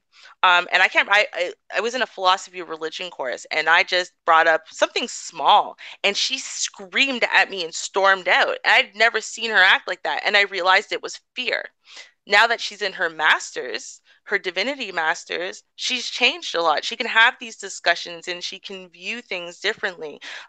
She can hear you, and she wants actual more knowledge, right? And she wants to be able to refute your argument without just saying, because the Bible said so, because God said. Where did God say? In the Bible, right? Like, so now she actually wants more knowledge than that, and she's actually went and gotten that divinity's master's, and now she can actually provide it. You see that in our community a lot. There's a lot of anger, there's a lot of frustration, there's a lot of hurt, a lot. But people don't want to really get all the information and all the understanding and all the knowledge. Why? Because if they do, they're scared that that core belief system, that Black men ain't shit and it's all Black men's fault, and so I can hate them and I could put the hole in my soul, I could put that on them. They're scared that that's going to get shaken, right? They're scared that they're going to get moved and they're going to start understanding the other side. And if they understand the other side, then shit, they can't blame the other side. And if they can't blame the other side, they might have to look at themselves. And if they have to look at themselves, they might have to ask, why are you so mad? And if they have to do that, that is terrifying.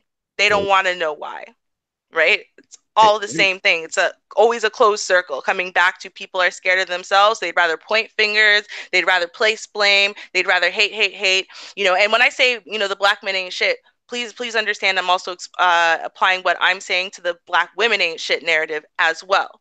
I'm going to always point fingers, and, you know, black women, it's always them, it's always their fault and whatever. Whereas I like to look at it from a bigger perspective, right? Like, there's a whole society, there's a whole network, there's a whole 300 years, you know what I mean, that we should be looking at to figure out what the hell is going on. Why are black women going on this way? Why are these travesties happening? Why do we have ratchet ain't shit bitches? You know what I mean? Where are the good women? And since there are good women, because there are, why don't we notice them? Why does it seem like they're invisible, right? And then, of course, then you get that roundabout to, oh, well, they're invisible because what's on our media? What are we bigging up on Instagram? What are we putting out there, right? And so then when you've got, like, you know what I mean? There's a circle. There's always this circle here. And no one wants to look at the circle because it's easier to do the other thing. I totally agree. You said a lot. I mean, man, I never. Sorry, I talk a lot. No, it's good. It's good. I like to listen. I wish you would have kept going, but what I'm saying is to add along to what you said is, I never really try to argue beliefs, because beliefs becomes concrete for certain people, and most people are limited by their beliefs. Some of the most intelligent people I ever met have been limited by their beliefs instead of questioning themselves why they believe what they believe. And I'm never telling somebody to change your belief, but I try to say your belief is not absolute. It's just what you believe, because what I believe is what I believe. It doesn't mean my belief is more right than yours or your belief is more right than mine. But what we should do is try to be as objective as possible. And if we're going to go by any type of document, especially historical document, we always need to check the historicity of the stuff. We need to see where it came from and make sure that it's valid and accurate, because you can believe anything, but if you do the research, you say, what, this person created this? Oh, this person edited this book and gave it to me like this. So what did he take out? Then we go back and read this thing. And then we got to find what the real word meant that they translated, and then see if the translation was correct to see the accuracy. But most people won't do that research, but they'll argue something with law with no understanding of the words they're using. You know what I mean? Or the origin of it, you know? So I just don't get into it. And I say, whatever if you like it, I love it, as long as you don't force it on me, because I'm not forcing anything on you. And I understand, like, when it comes to community and society, there is a certain way that society should function that's best for all. Overall, depending on how the culture works together. But as long as you're not detrimental to the society, then your individualism, your individualistic stuff, you can do. Just don't hurt the group. That's all I tell anybody. So if you want to love this person, just don't hurt the group. You know what I mean? No matter if you agree with the law or you don't, try to change the laws if possible. If you can't change the laws, then don't get caught breaking the laws, because people are going to break the laws regardless. If the speed limit is 65, there's somebody doing 70. And so the police pulls you over. Don't say everybody else doing 70, but you know the law. So that's what it is. I'm not telling, because everybody's going to do something. You're going to jaywalk. You're going to speed. You know, you might throw something on the ground that should have been in the trash. It's a crime. So I'm just saying, I don't know what right and wrong is. You just got to be able to fit into the group, and don't let your beliefs limit you, because a lot of people do. I can't believe they're doing it, but you doing something wrong too. So it is what it is. Man, you went deep. You took me all over. I can think of a question, but man, you got me.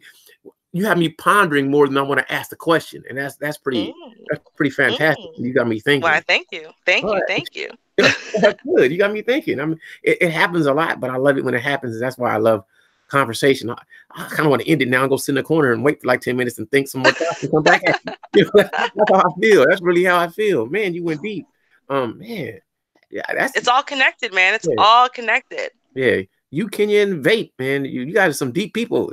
I think Vate is one of the deepest people you ever gonna talk to. Everything was a poem with him. You can translate what he's saying. He's so deep. I'm just joking. Yeah, that was man. I wish I had the answers. I want to ask you a question that I know you can't solve, but okay.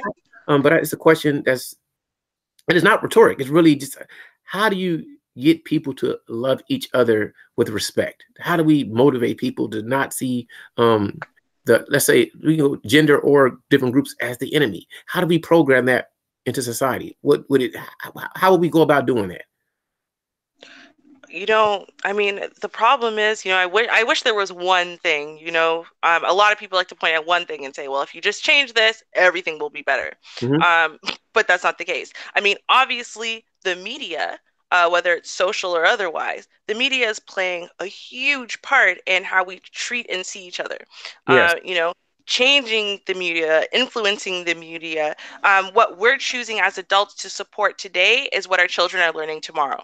Yeah. You know what I mean? Because no matter how much people want to say, oh, well, I don't let my child this and I don't let my child that. Well, you know what? We know that we have an issue in our community with, you know, way too many single parent homes, too many latchkey kids, too many kids who really don't have parents, you know, for all intents and purposes. So, you know, just taking care of your kids isn't going to help solve the next generation because there's going to be way too many. It's maybe what, 20% of those kids that for sure are going to be, you know, they're going to make sure they get the right media and the right influences as much as possible and blah, blah, blah. But what about the rest of those kids?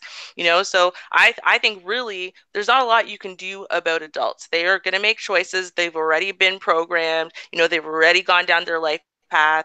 And, you know, it takes one of those come to Jesus moments often for people to want to change their ways. So, short of within media and social media making other behaviors, other ways of acting, other ways of thinking, the popular thing, the norm, you're going to have a hard time. It's kind of like, you know, right now, bleaching your skin, getting a fat ass booty with a little waist, you know, and all of these things. Those are the things that make you, you know, perfect 10.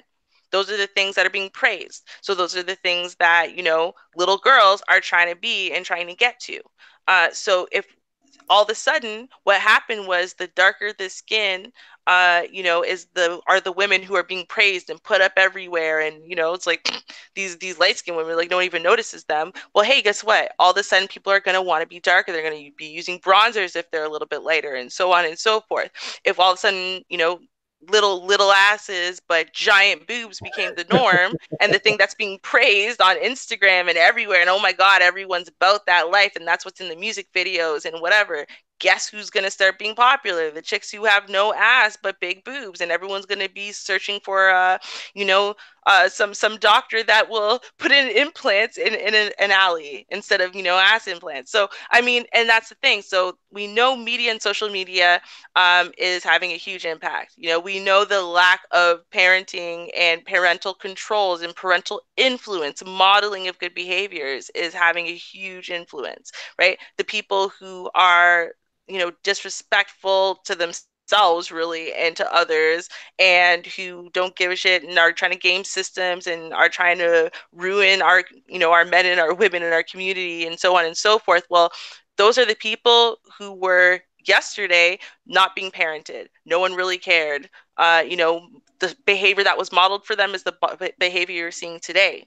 So, you know, it starts with the children. And it starts with us being patient, realizing that we can't do anything about adults, but if we catch them before puberty, early, the earlier the better, and we start training them differently and we start exposing them to different influences, and, you know, what's around them and modeled for them is something different, then you're going to see that in, you know, 18, 20 years, our community is a lot more different. So, you know, like you think about the schools that people are now attempting to really open. You know, we had boarding schools where these kids could be sent out of the hood to somewhere else, at least during school time and whatever. And so the adults and the media and the environment and everything that they were seeing was giving them a different message, and telling them that respect is the way to go, and teaching them how to put their hands behind their back and bite their tongue, despite the fact that they're angry, despite the fact that they're hurt, despite the fact that, you know, they got something to say, you know, and train them, at least for what was it, 8 months, 10 months out of the year. That's the influence they would get. I think even if just for children, once they got to teenagehood, I think you would see a big difference. Interesting. I mean, I'm gonna do a video with my friend. My friend is we were supposed to do it last Saturday, but I got sick, and he got divorced from his wife. So the question that I would ask you, but I'm gonna ask him: do you think that divorce is the new goal? Like, how did he phrase it? Is divorce the new goal for women? And I don't think it is, but it could be, because I think that, what is it, 70% of all divorces are initiated by women, and you see a lot of women that don't mind divorcing, where I think that a lot of men are reluctant to divorce, but you see a lot of people, especially on YouTube, try to promote men to go ahead, it's okay to divorce, when is the time to divorce? Like, they're trying to pump them up to do it. So for both men and women, in my mind, I wonder, is it becoming the new reality? But if it is, it's, to me, it's very damaging for the future of family. So just, I'm kind of going all over with the question, but you kind of get the gist of what I'm asking. Hopefully, can you answer that? See, I think the problem, it's not that divorce is the new goal. It's that people are not being trained, born and raised up to be wives and to be husbands. They're not. They're not being trained, brought up to be married and to be in married relationships, and to build and to grow and to commit. They're not. So what happens is the goal is the wedding. Right? The goal is, I got a ring on my finger. Yeah, he's mine. I'm locking it down. Yeah, that's right. That's mine. I'm locking it down. Right? And you get this giant wedding and everything is cool until the moment that the dust settles. Now it's the day after the wedding. Now you got to go be married. That's the problem, is that people don't know how to be married anymore. And so they have this fantasy concept of the fact that, just like the engagement and all the excitement and blue, blue, blue about the wedding and whatever, and all these ideas about, well, now that you're a married woman, you got this and that, and all of those beliefs that they had before they ever got engaged, when they were single, about, the love and the this and the that, and all these wonderful things that married women must get and married women must have in the life they must have. And then they realize that, oh shit, that doesn't just automatically happen. It's not like you say, I do, walk down an aisle, get home, and oh my God, you have magic marriage. You have what those people who've been married for 25 years, you have that already. They don't understand that because they weren't born and raised and trained into that. So they get there, and both man and woman, the woman sits there and goes, well, as a husband, you're supposed to this, and this. And I expected this, and this. And why aren't you this, and thising? Right? And he walked in and said, well, you're a wife. You're supposed to this, and this now, and you're supposed to be this, and this now. Why aren't you this, and this now? Right? And so now everyone's dissatisfied, everyone's angry, everyone's frustrated. But I think what it comes down to is the difference is, yeah, we could talk about abuse, because obviously that's going to be a factor in women initiating divorces. But I think a big thing is, no matter how much it's cited money or irreconcilable differences or whatever the last straw was or the easiest thing to claim was, and whatever, I think if you were to really take a look into these relationships, what you would see is that miserable men will tend to disengage from the marriage. So even though they are still married, they still have a wife, I think they tend to disengage, and they actually can go and they can kind of get the wife experience from a woman out there, a mistress, a side chick, one night stand, whatever it is. They can kind of get that fulfillment. And then, what, they disengage from the house. Yeah, sure, I paid the bills and whatever, but they're just not going to bother with her.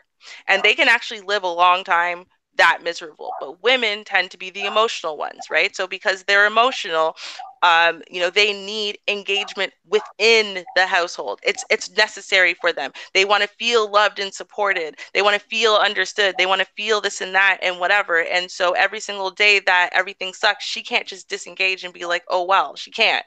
Because part of that thing that women need is, when they come home to their husband or their husband comes home, is, that ability to decompress, that ability to connect, that ability to feel safe and secure, right? The man is providing, money to pay for the house and whatever, but that's not providing the emotional and psychological security and support she wanted. So it's not as easy for her to just sit there and be like, oh, well, we're married and that's what we're supposed to do, so I'll just disengage over here. So she's going to be more likely to have initiated the divorce. And I also think there's the part where a lot of men are okay just being separated.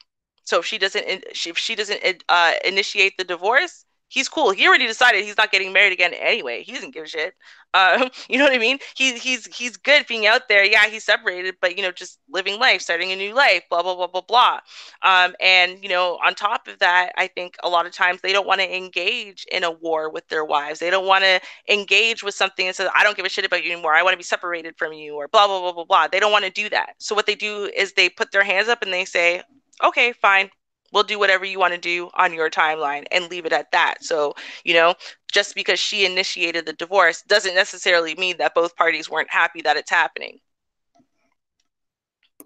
I want to speak for the man perspective because I don't think that you're wrong, but I don't think men are ever happy to get divorced because most men see divorce as I'm going to lose something. I'm not going to win. I'm going to lose resources. I'm going to lose money. And that's how I think men see it. Tell me your thoughts. You know what? I do think that in this day and age, men are obviously becoming more scared of divorce. And, especially if the wife became bitter or angry in the middle of, the separation period. Well, yeah, they don't want to go through this battle because they know at the end of the day that the courts are going to favor her regardless of what the circumstances were, and they're scared of how vindictive she might actually end up being, right? So yeah, I do definitely think that that's a factor, as well, but I do think that a lot of men don't end up finding out exactly how vindictive and evil and whatever she could be until they're in that process, right? And it's because at the end of the day, that being evil and vindictive and all of those things within the divorce period and trying to stick it to him and trying to get him and whatever, it's basically her being angry and hurt and everything not being resolved yet. She doesn't feel resolved. She doesn't feel like, you're sorry for hurting her or neglecting her or whatever. And, she doesn't want you, now you've moved on to someone else and whatever. And she has no control over that. She can't stop you. She can't make you hurt the way she does. Even if you are, men don't show that kind of hurt outwardly the way women do. So he might be walking around looking fine, and when he's finally alone at night crying, you don't know. But for her, she thinks he's really, really fine, and she wants him to hurt the way she does. And so, because that's normally the reason women are so damn vindictive in divorces, they normally don't. I don't think men normally know just how bad their particular woman's going to be until they're already in that situation. And then I think a lot of times it surprises them. I mean, if he thought she was going to be a vindictive, evil bitch, he probably wouldn't have married her to begin with, right? So why do women want men to hurt as bad as they do? I don't understand that. I don't want you to hurt. Why would you want me to hurt? Because, well, I think that's the thing, right? Is so you think about what marriage is, and some people, whether they've been married or not, but especially when they haven't been married, they see marriage as just another step in relationship. That is to say that it's just yeah, just like the seriousness of going from dating to committed and monogamous with each other. Just like the step from doing that to moving in with each other. It all feels the same, but it doesn't. When you get married, being married in and of itself, at least as a woman, I can tell you, it feels there's a different concept to what marriage is and what it feels like. So when it breaks down or it breaks apart, and now you have to divorce, the kind of pain, and also the kind of shame that a woman will feel from getting divorced is very different than a man will, right? When a man, you think about it this way, if a family loses their house and loses their car and loses everything financially, who does everyone look at? Who does everyone blame? Who does everyone look down on? The man. Even if both people were working equally and so on and so forth, right? The automatic societal reaction to blame someone, to look down on someone, you're a failure, you failed as a husband, you failed as a man. That's what it would be. They don't look at the woman and say, well, she must have failed as a wife and as a woman if they lost their house and their car and now they're in the poorhouse. So the thing is, men are seen as the keeper and the responsible one for that. Women are seen as a keeper and the responsible ones for the actual social relationship. So when marriages fall apart, when a man goes out there and gets a woman pregnant, and blah, blah, blah, they look down on the wife. She failed. She wasn't being a good woman. She wasn't being a good wife. So regardless of, and this is why she ups the ante. Well, he was cheating. He was lying. He was this. He was that. He's a horrible person. That's why I had no choice. Because what happens is socially, and it's very true, socially, women are blamed. Socially, you look at a woman, you say, wow, you couldn't keep your man. Wow, you couldn't keep the marriage together. Wow, you couldn't this. Wow, you couldn't that, because you suck. You have failed as a wife and as a woman. So, now you just look at just that social stigma. And then you add to it whatever pain and hurt actually happened in the relationship. You neglected me, you cheated on me, you lied to me all the time, you this, you that. Okay, and he's not sorry. He's just like, all right, cool. Well, I want us to be done then too. And she doesn't feel like you're like sorry even, and she's hurting really bad, and she's feeling ashamed for something that the two of you failed at together, and she's feeling the burden and the side eyes and the pity. God, feeling pity for something like that just feels terrible.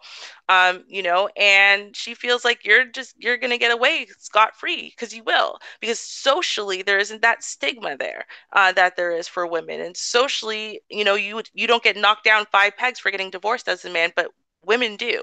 So I think that it's all kind of that. It's all mushed together, and hurt people, right? Even if it wasn't divorce, we just talk about in general, hurt people. When you're feeling that amount of pain and you look around and someone's smiling, you want to take a rock and whip it at their face just so they can cry too, because you don't want the world to be sunny and everyone to be happy and skipping and whatever, because you're miserable, and it hurts to see other people happy. So if that person is the cause or the center of your misery, and they seem happy and they seem like they've just, they're getting along fine and whatever, she's looking at that and she's going, no, that's not fair. You should be hurting too. You should be miserable too. This should be terrible for you too. And I think that's really what it is. Man, you said a lot of good things. I want to ask you some questions. Okay, so I think we talked about it before. I know I did a video before, but a lot of men don't know how to be husbands, and a lot of women don't know how to be wives. But do most women know that they're not being a wife, or knowing how to be a wife or cater to a man is what's destroying the relationship for the man? Do they not know this? How would they? That's the thing. You have to think about it from the perspective of, so if you have our youth who are not only is marriage not modeled around them and the adults around them, but they aren't being trained to be wives and husbands, how would they then know that they're not fulfilling their role as a wife or a husband, right? Okay. They come in with whatever broken expectations they have about what he's going to do.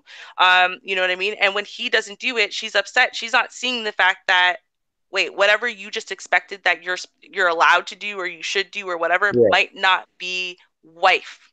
Yes. Because no one told her different. Now, let me interject for 1 second, then you can continue. So let's say the husband and the wife, they both communicate, but the other person doesn't capitulate or give in or submit. Then they would still not want to take the blame. Like if I say, hey, this is what I want from you. I'm an extremely affectionate person, and I want to get with you as much as possible sexually. But if she doesn't do that, and the man communicates that to her, or she's like, hey, I want you to make me feel safe, or go with me to this place, and what the man doesn't do that for her. So you get what I'm saying? As you can continue, I just wanted to throw that in there because there are people that do communicate. Not that I've ever been married, but I'm just assuming, from a person who's dated women, how women can roll. You can tell somebody what you want, but they might not give it to you. So what do you do then? Well, see, that's part of the problem, though, is, we were talking about this in another facet, but it comes down to how many people really know what they want these days. I get you. Right. And so this is the problem. So you've got men, and men are worse at trying to communicate thoughts and feelings, especially in the context of, an angry marital spat. So what's happening is a lot of times men are unhappy, but they don't actually know how to verbalize what they are actually unhappy with. So even what they do verbalize, even if you were to change that thing, it's not going to make things better. Now, what I've seen a lot of is that's exactly what happens is, when he finally says something that's wrong, well, you don't cook dinner enough for me, right? So then she cooks dinner more and he's still miserable because the problem wasn't the dinner, right? But he wasn't able to identify what the issue was because, again, no one trained him to be able to identify what the issue is within this marriage and why he doesn't feel satisfied in it, right? Well, is it sex? No, well, we have sex 4 days a week whenever he wants it and blah, blah, blah. And, so it's like, but that wasn't the problem either. It's not the sex necessarily. Well, what was the problem? And a lot of times, what I've heard from friends, from family members, from people that, I've amateur counseled is that they actually have no idea. They have no idea what their problem is. They actually have to do a lot of talking it out with a third party like me, whatever, to get to the place where they actually understand what the problem really is. Not the problem they're saying, but what it actually is. Okay, let me ask you this. Do you think that men and women value relationships the same? I don't, when you say value, what do you mean value? Like, do you think that men and women want the same things out of a relationship? Do men and women look for, do you, because I'm a man and I know what I think, but I want to know what you think. Like, you always hear women say, I can't wait to be a wife. I can't wait to be in a relationship. We need to be in a relationship. You never really hear that from, like, you have heard it from men, but majority of men don't talk about, oh, I can't wait to find a wife and be in a relationship. Majority of men is talking about, man, I can't wait to get with her and get laid. They say something like that. So I'm asking you, from your analysis, do you think that men value relationships in the same way that women do? Do they think about it the same, in your opinion, or do they see it both totally different? Because I like, I'm a man and I'm biased, so I don't think, from my perspective, men see it the same way as women. But you probably studied this more than me, so you can educate me. They can't see it the same way because you're thinking about, again, and right, going back to what I said about divorce, right? Mm-hmm. Women, their value has to do with, you think about, you never call a man an old maid. You Yeah, know what I mean? you're right. There's not a time in society where people Yeah. look down on men for not being married at 25, Mm-hmm. for not being able to hold down a man at 20. You never hear people say that. How come you can't hold down a woman? Oh God, ew, he's 32 and he still doesn't have a wife. Ugh, no one Mm-hmm. does that. Yeah. So there's a lot of when you look at women, women are supposed to be A, beautiful, and B, they're supposed to have a man. So Mm-hmm. when they don't have one, it hurts their social standing. People look at them differently. People, put them down sort of as a class. Mm-hmm. So the same thing doesn't happen for men. For men, it has to do with achievement as far as money. Right? You could Yeah. not have a woman but make $150,000 a year and have a really high status. Women can make $150,000 a year and not have a high status, and not have a man, and she does not have a high status. Right? Yep. People are still looking. Doesn't matter what amount of money she gets and how many cars and houses and whatever she buys. People are not looking at that. They're not checking for that. When are you going to get a man? When are you going to have a baby? When are you going to have? People don't do that with men. Yeah. So I think that's why they look at relationships differently, because whether, if you're worried about what other people think of you, or you care about your social class to some extent, or you just want happiness in general. For women, that definitely includes having a man, having a husband, having someone who's willing to commit with them, having children, Mm-hmm. for the most part. With men, it has to do with what they've been able to achieve, the level of success they have in their job, the amount of money they're pulling in, what they can afford as far as, do you own a house? Do you own a car? Do you own a vacation home and a Yeah. yacht? You know what Mm-hmm. I mean? That Yeah. stuff matters for men. So you look at a single woman and a single man, and ultimately society is eyeing them for different reasons. And I think that's why. Man, I'm loving to ask you questions. This is so interesting. So let me, why? Okay, I know that wanting to be a mother is innate. You agree with that for women? You to be a mother, you see, it's an innate feeling. Would you agree or disagree with that? Mostly, yes. Okay, so my question is, are most women able to separate their emotion for logic? Like, meaning, what I mean by that is, when you know you're not financially ready to be a mother, but you say, I just want to have a baby, and you know you're not in a situation to have a baby, but you have it anyway. Are most women able to say, okay, I'm not ready, or do they say, okay, this clock is ticking, even though I'm not ready, I'm gonna just do it, even if I can't take care of the kid? I don't know if I'm asking it right, but hopefully you can extrapolate what I'm trying to ask. Like, can women turn off their innate desire to become a parent, even when especially when the situation is not conducive to being a parent? Okay, so there are two. I've actually talked about this a lot in the past couple of weeks, but okay. So let's talk a little bit about evolutionary psychology, right? Okay. So we stopped evolving 10,000 years ago because we stopped having selection pressure in the same way. Mm-hmm. So let's talk about from 10,000 years ago, the way human beings are. So you could have two different sets of conditions for what you were born into. You could either be born into comfort and security, or you could be born into chaos and lack of safety. Okay, so if you were born into chaos and a lack of safety, there's a good chance that, for example, if you were to have babies, 70% of them are going to die anyway. There's a good chance you're going to die early. There's a good chance that, resources are always going to be scarce. You're always going to be hungry. It's going to be very hard to survive. The conditions are brutal.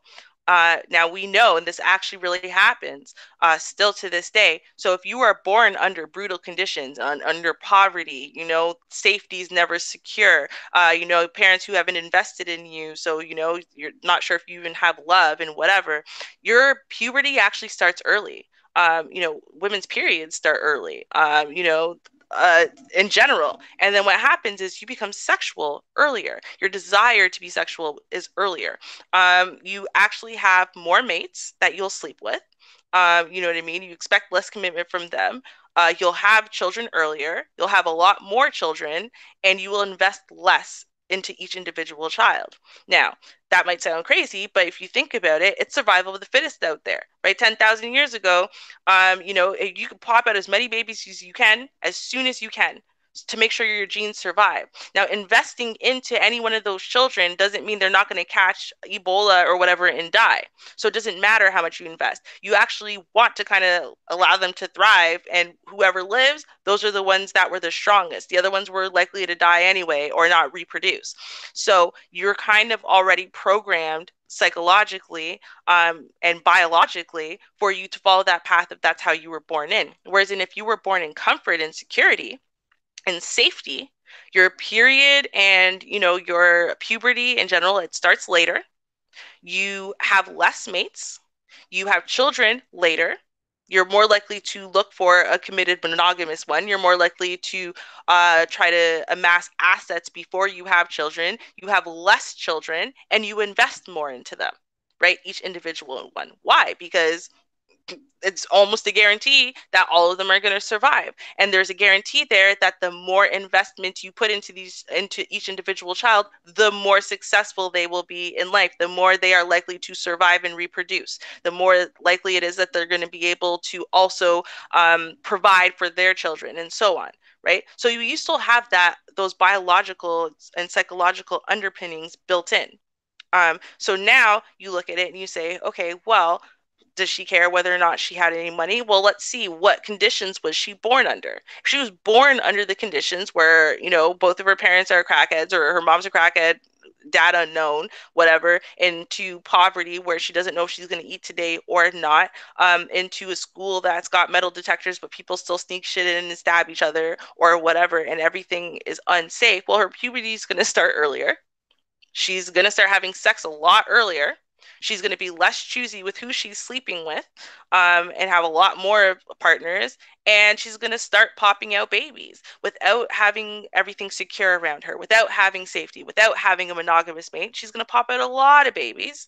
And, you know, she's going to invest very little in them. She's going to keep popping them out and keep going to the club and keep getting pregnant and keep, you know, popping them out and so on and so forth. Well, those are her biological underpinnings, right? Whereas if she was born into comfort and security in this day and age, what's going to happen? Well, her period's going to start a little bit later. She's going to become sexual later, but she's going to be more choosy about who she does sleep with. And she's going to sit there and want to put off children until she's amassed security as far as, you know, houses and money and whatever, until she gets a mate who's willing to commit and support and provide security there. And then she's going to have less children and she's going to invest in them, right? So it really depends, you know, just looking at that one factor, it really depends on, you know, the environment, and it depends on how you're socialized. It depends on what's around you, you know, as far as the decisions that you're going to make. We can't look at a blanket and just say, well, you know, women are women. No, there's a whole bunch of other factors that influence our behavior.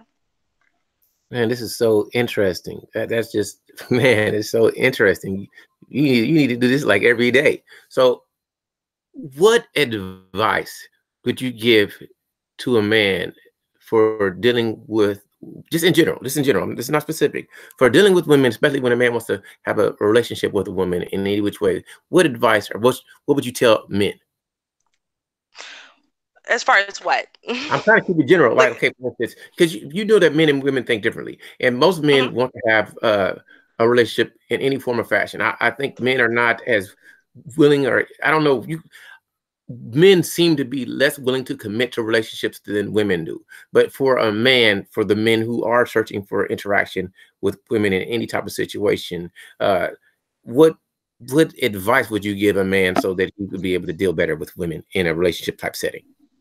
Well, I will say this. I mean, and you're right, men are less willing to commit to a relationship because at the end of the day, they are the ones who are providing. They're the providers and the protectors. So Mm-hmm. therefore, there needs to be an added benefit to them for them to want to protect and provide. Whereas in women, of course, they're more likely to want to get into any relationship because no matter how much this guy sucks, if he's providing and protecting on some level, even if what he's providing is a warm body inside the house, so in case someone breaks in, at least there's a man there, it's still something providing. There's still Mm-hmm. something versus her being alone, right? Mm-hmm. So with that being said, men should keep this in mind though, and I mean women should too, is recognize where you're at and be honest with that. If you aren't in a place where you want to get married, or you may want to get married in the future, but it's not with her, if you're not in the place where you are willing to be monogamous, if Mm-hmm. you have not really fallen in love, be honest.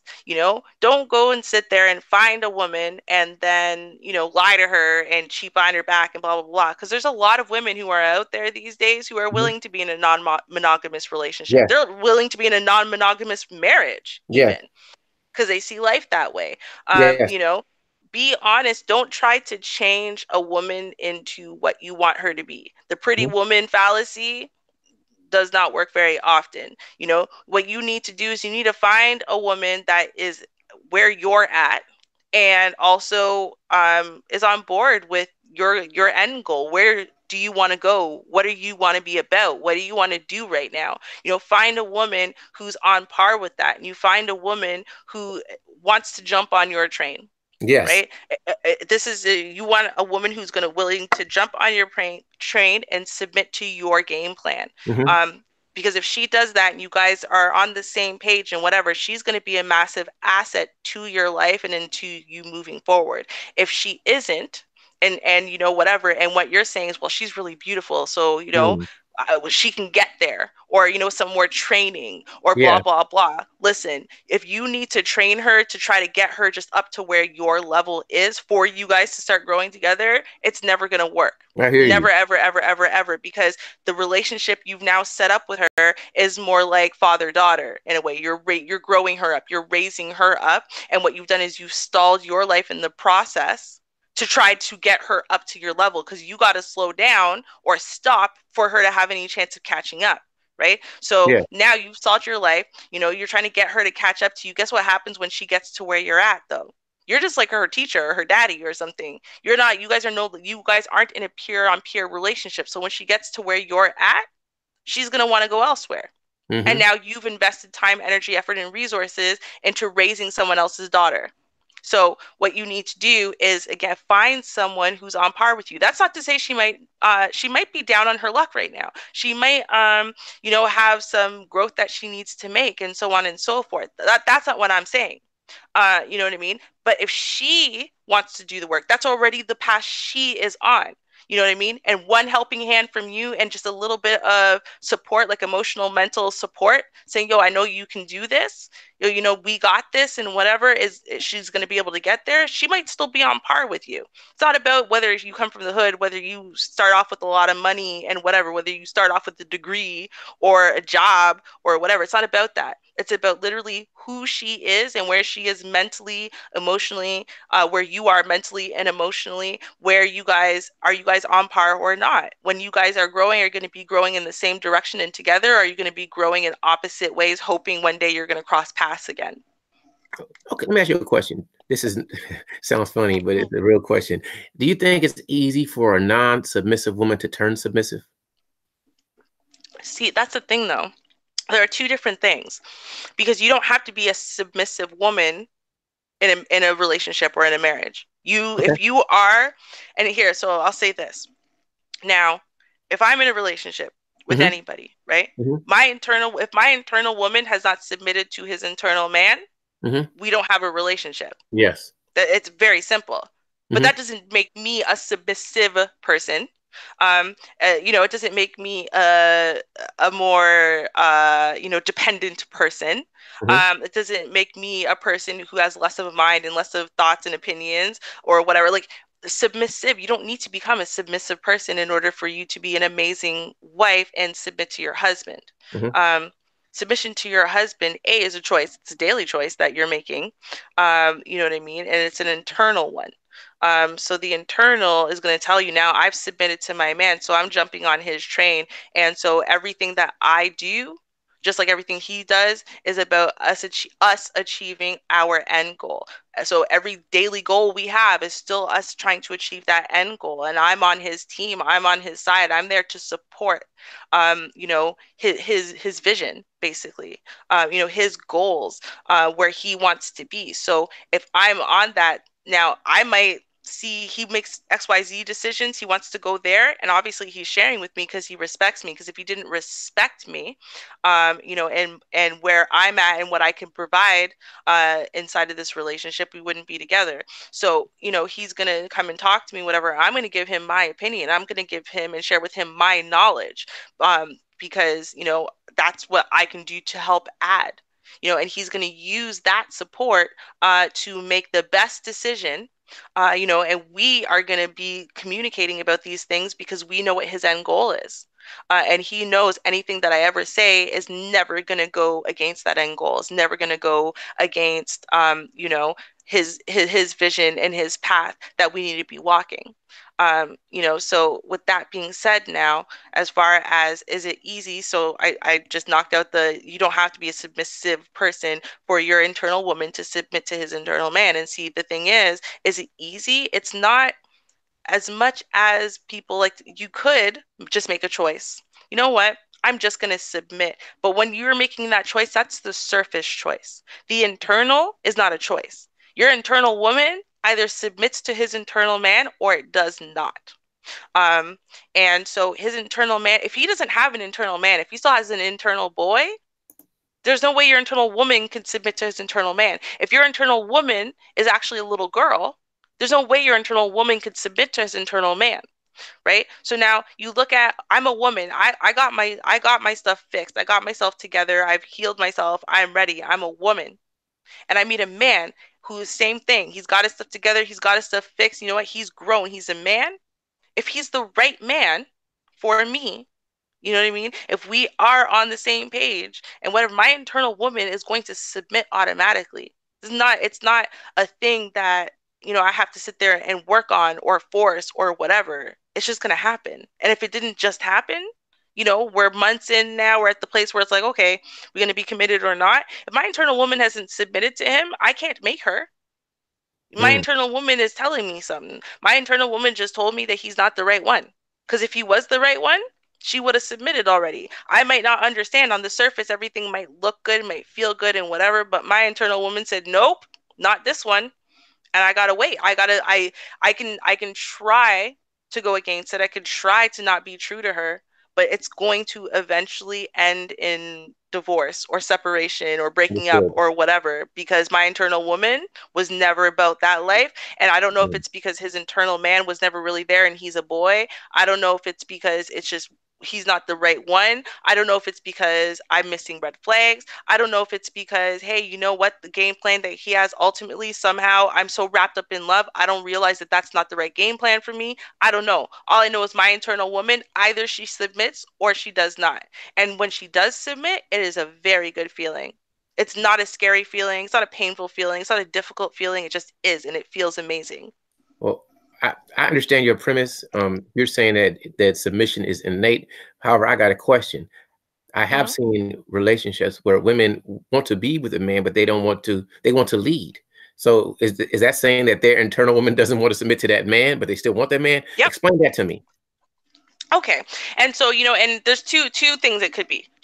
Her internal woman might be mostly together, or she might still be in little girl phase, but it comes down to this. So when you require being in control of everything, when you require being the lead, when you require a man to be submissive to you, whether that is him submitting to you internally or whether that's on the surface him being submissive to you, that is actually something broken. That's not that's not part of the natural order, right? So that has a lot to do with her own internal damage, her own internal pain. You know what I mean? What happened normally, I'll say this, when a woman feels a lot of abandonment, when a woman feels that, you know, she's maybe her heart has been terribly broken.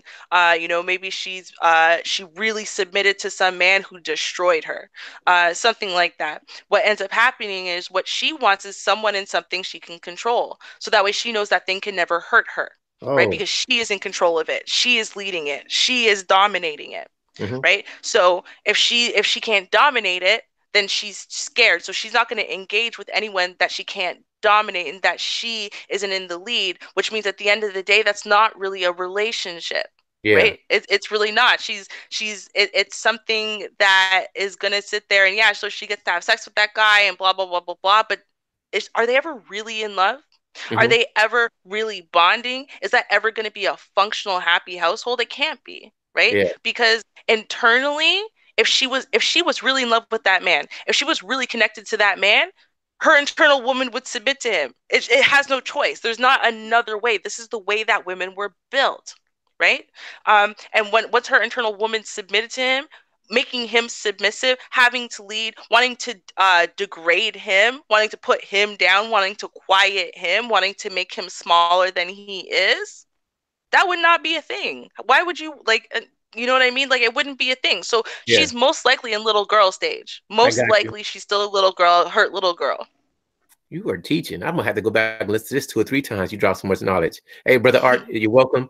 Feel free to speak. I'm having so much fun with Ruby listening. But hey, if you want to hop in, brother, feel free and say what you want. But if not, yeah, I'm just trying to get my stuff situated over here. Yeah, so anytime you want to speak, bro, because Ruby is just dropping so much. The internal woman. I've heard other people say it, but the way you're saying it is so eloquent and intense. I feel like I got to go back and do homework. And I'm saying, hey, girl, you need to work on your internal woman. You ain't letting fly free. You don't. That's why you're not happy. I'm joking. But you said the real stuff. I believe that. Like that's I need to express that to people because, like, I have friends that have been divorced, and you make me think that the reason you got divorced is because she never really submitted to you or you betrayed her trust. One of the two. But if you made me think, I got to go back and reflect. You dropped some hell of a nuggets. I think people gonna sleep on it, but this was a lesson. I mean, a real lesson. Woo, man. Well, and that's the thing, you know, and it's funny because, you know, talking about the submissive thing. Now, here's the thing. So, you know, and I've heard a lot of men speak on this concept of, you know, women need to submit to their men, and they don't understand that it's not a surface thing. Yeah. You know, and so as a man, if you feel if what you're doing is all external, you gotta, you know, you're gonna put her in her place, or you're gonna this, you're gonna that, you gotta be this, you gotta be that. A man could walk in, he could be a quiet man, you know, seem very meek and humble and whatever, and his wife submits the second he even just looks at her. Yeah. You know, because she's already done that internally. It's not about what you are on the surface. If you are demanding and yelling and screaming and having to do things to put her in her place and so on and so forth, your internal man has nobody submitting to him right now. Yeah. And your internal man might still be an internal boy who needs some healing and needs some repair and needs some growing to get to that place where internally there's no question.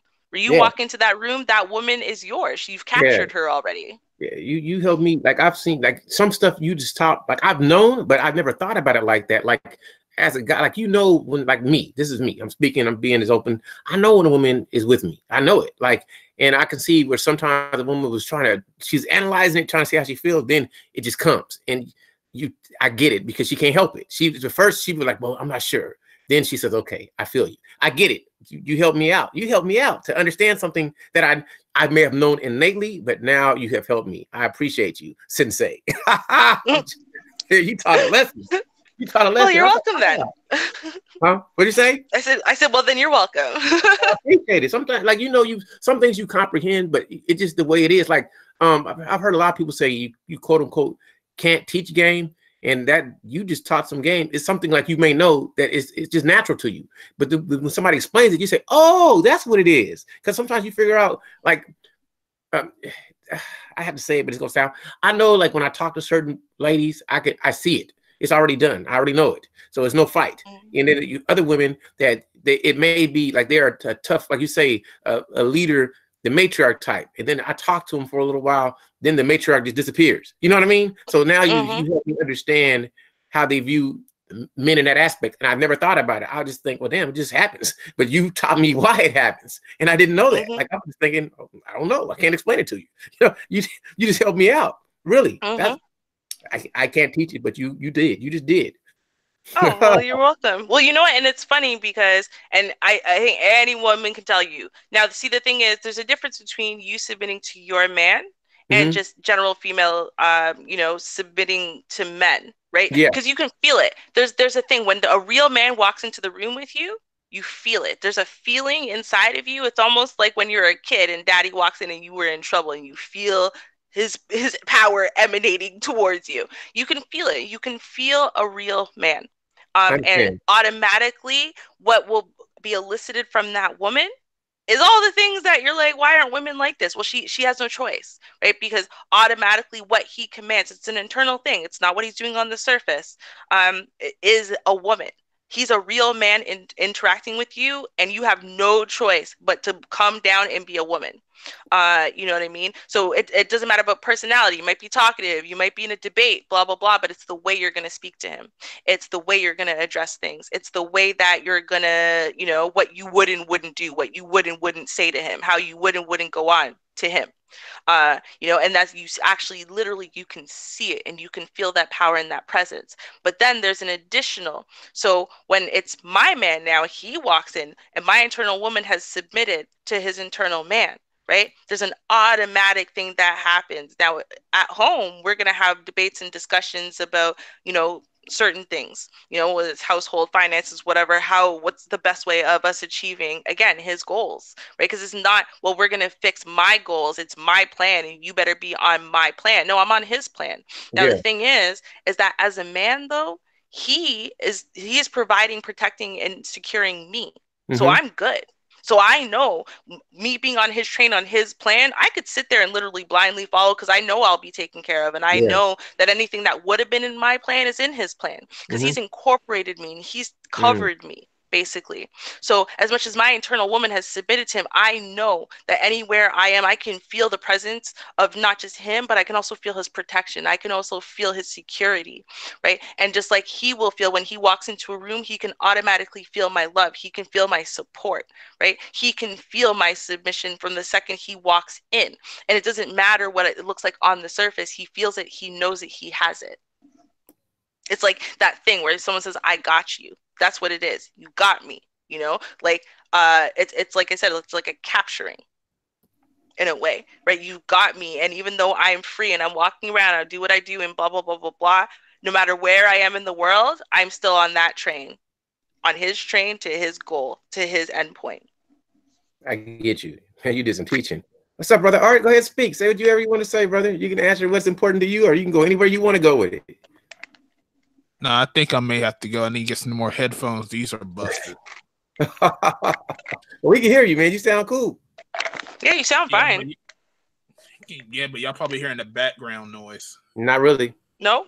Oh, you're not hearing it? Okay. All right. So, what's the topic again? I'm hearing a little bit.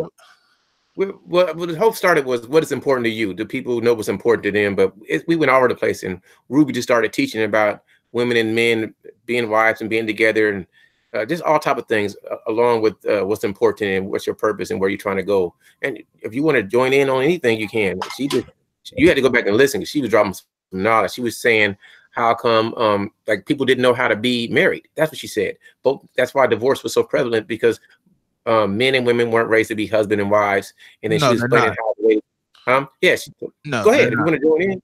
Yeah, men and women today were not raised to be husbands and wives. They were raised to be little individuals. And that's the major problem that you have right now between two people, because you have not been taught at an early age.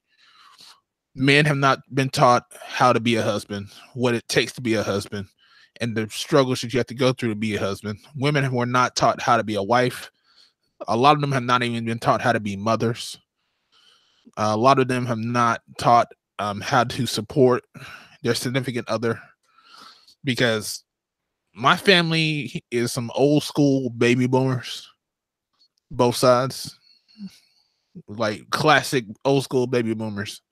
And they taught me how to be a husband. They taught me that I need to get my ass up and go to work and make sure I provide for my family, how to interact with my wife, make sure that she's taken care of, what my role is as a man with the relationship.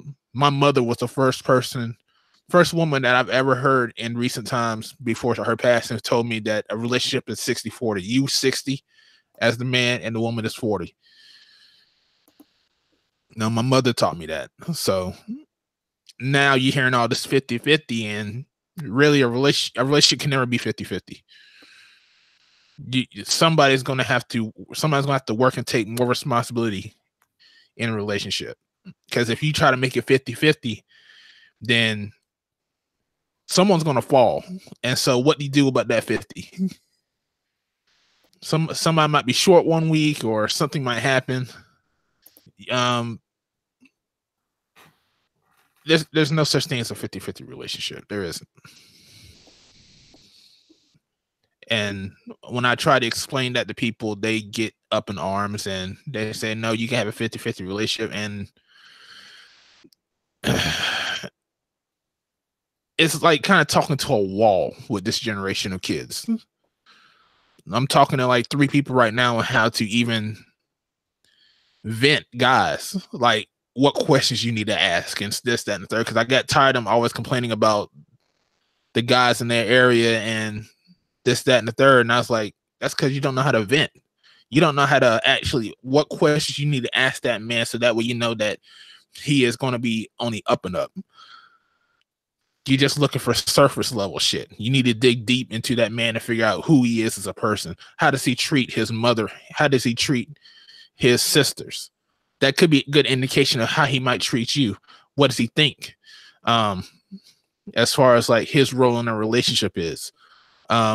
What does he see himself in the next 5 years? Has he ever thought about moving?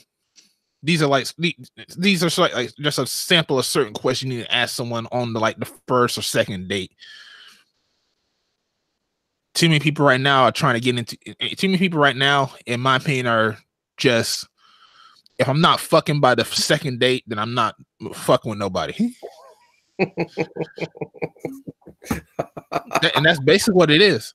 Me personally, I could if I'm going on a date with somebody and I really want to get to know them and actually try to figure them out, I'll wait a good 3 months. Mm-hmm. I will talk to you on the phone. We can go out and have fun. If I'm really trying to pursue a relationship with you, I will wait 3 months to get to know you before having sex. Yeah, me personally, but I know that's not the environment that we live in today. Yeah. Continue. I find this interesting. I want to ask you some questions, but I want you to get all you got to get out. No, you can ask me questions. Okay. So, do you believe in casual relationships? Personally, if this is the 20 me, this is 20-year-old. This is like in my 20s. Yeah. I would say no, because that's when I was looking for a wife. Mm-hmm. Now that I'm 30, about to be 37, I'm not looking for a wife. Yeah. Okay. So you don't have a problem with like a one night stand or connecting with a woman, correct? I'm just asking. I guess now, since I'm not looking for a wife and I'm just looking to have fun, then one night stands don't bother me. But back in my 20s, I didn't really try to do the one night stands because I was actually on a hunt looking for a wife. There's a lot of stuff I don't know, so I got to ask some questions. Have you ever been married? No. Okay, so you're not looking for a wife anymore, but let's say you met a woman and you found her to be great. Would you marry her? She would have to be at least 25. Okay, so you're not opposed to marriage. You're just not looking for it, correct? No. Can I ask you some more questions? I look at she would have to be at least 25, and she is going to have to be one hell of a woman. Okay, so you can tell me. I'd love to hear everything you got to say about what a woman needs and she can't have. Tell me 5 things you want from a woman, 5 things that you don't really want but you can tolerate, and 5 deal breakers. Can you do that for me? Okay. All right. What was the first one? 5 things that you want from a woman. At least 5 things. Five things I want from a woman. She's got to be silly. Because I'm a jokester, as everybody knows. I like to tell jokes. She has to know how to cook. The reason why I say that is, you're not just cooking for me, you're cooking for my kids. And if something happens to me and you're going to have to take care of my kids, I don't want my kids to grow up on McDonald's. I want them to have 4-course meals. We have the meals at the table. We sit around and talk. And that's how you engage with your family. This whole everybody goes into their room and closes their door. I hate that. I grew up where me, my brothers, and my family sat at the table. We talked. We played cards. We joked. We had fun. I mean, some of my greatest memories was me, my brothers, my sister, my mother, and my father. We all sat around the kitchen table and played rummy. You know, that was some of my greatest memories. And we just talked, we ate, and we engaged with each other, and we learned from each other. I guess that's 2.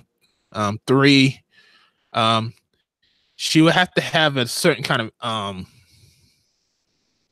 elegance about her, a feminine grace. And she could just, if I'm mad one day, she could just hold my hand and then calm me down with her feminine grace.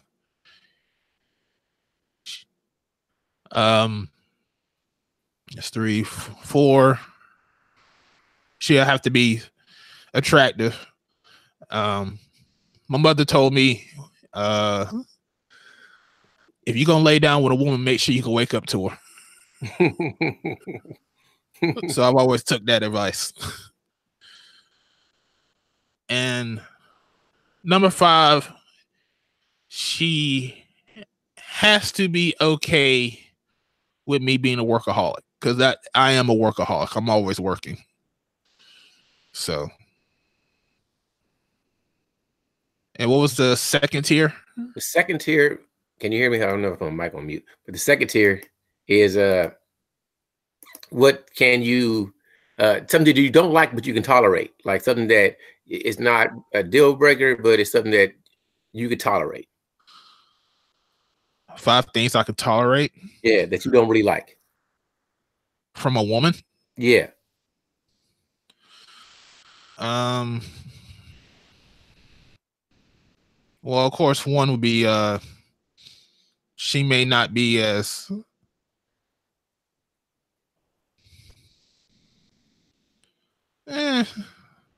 Five things I would tolerate. What have I tolerated back? That's a lot.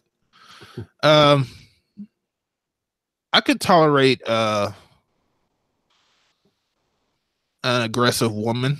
Okay. As far as like argumentative, because I grew up with most of the females in my family are very argumentative, so I know how to deal with that. Okay. It's something I don't want to deal with, but I can deal with it, so I can tolerate that. I could tolerate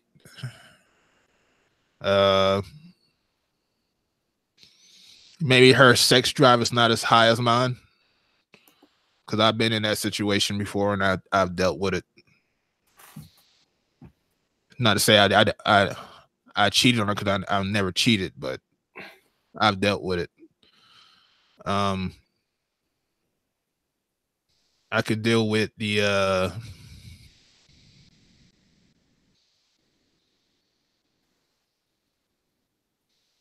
maybe not have. I could probably deal with maybe not having a car, but I would try my best to get you a car. Okay.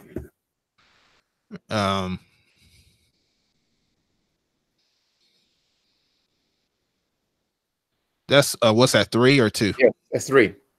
3. Okay. 4 will probably be I can probably deal with being a little messy, not a whole lot. Mm-hmm. You know, I'm not saying that it's gonna look like a trash pan in the house, but I mean, something here and there, you know, so whatever, I could throw it in the hamper. Mm-hmm.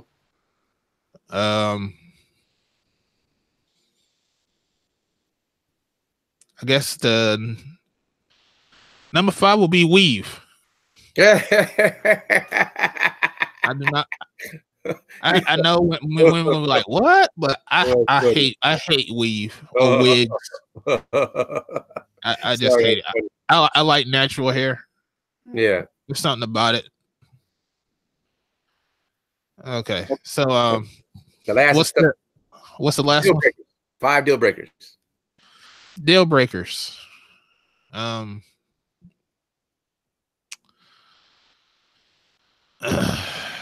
Deal breakers will be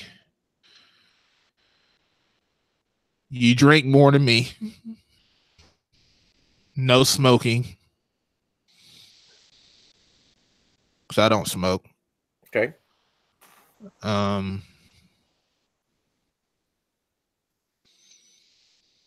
If you hit me. Okay.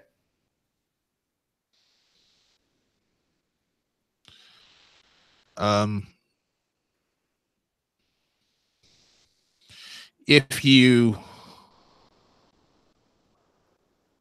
lie to me about money situations which can hurt the family.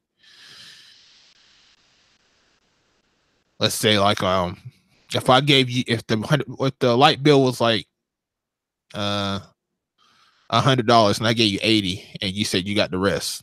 You just took my 80 and did what you wanted with it.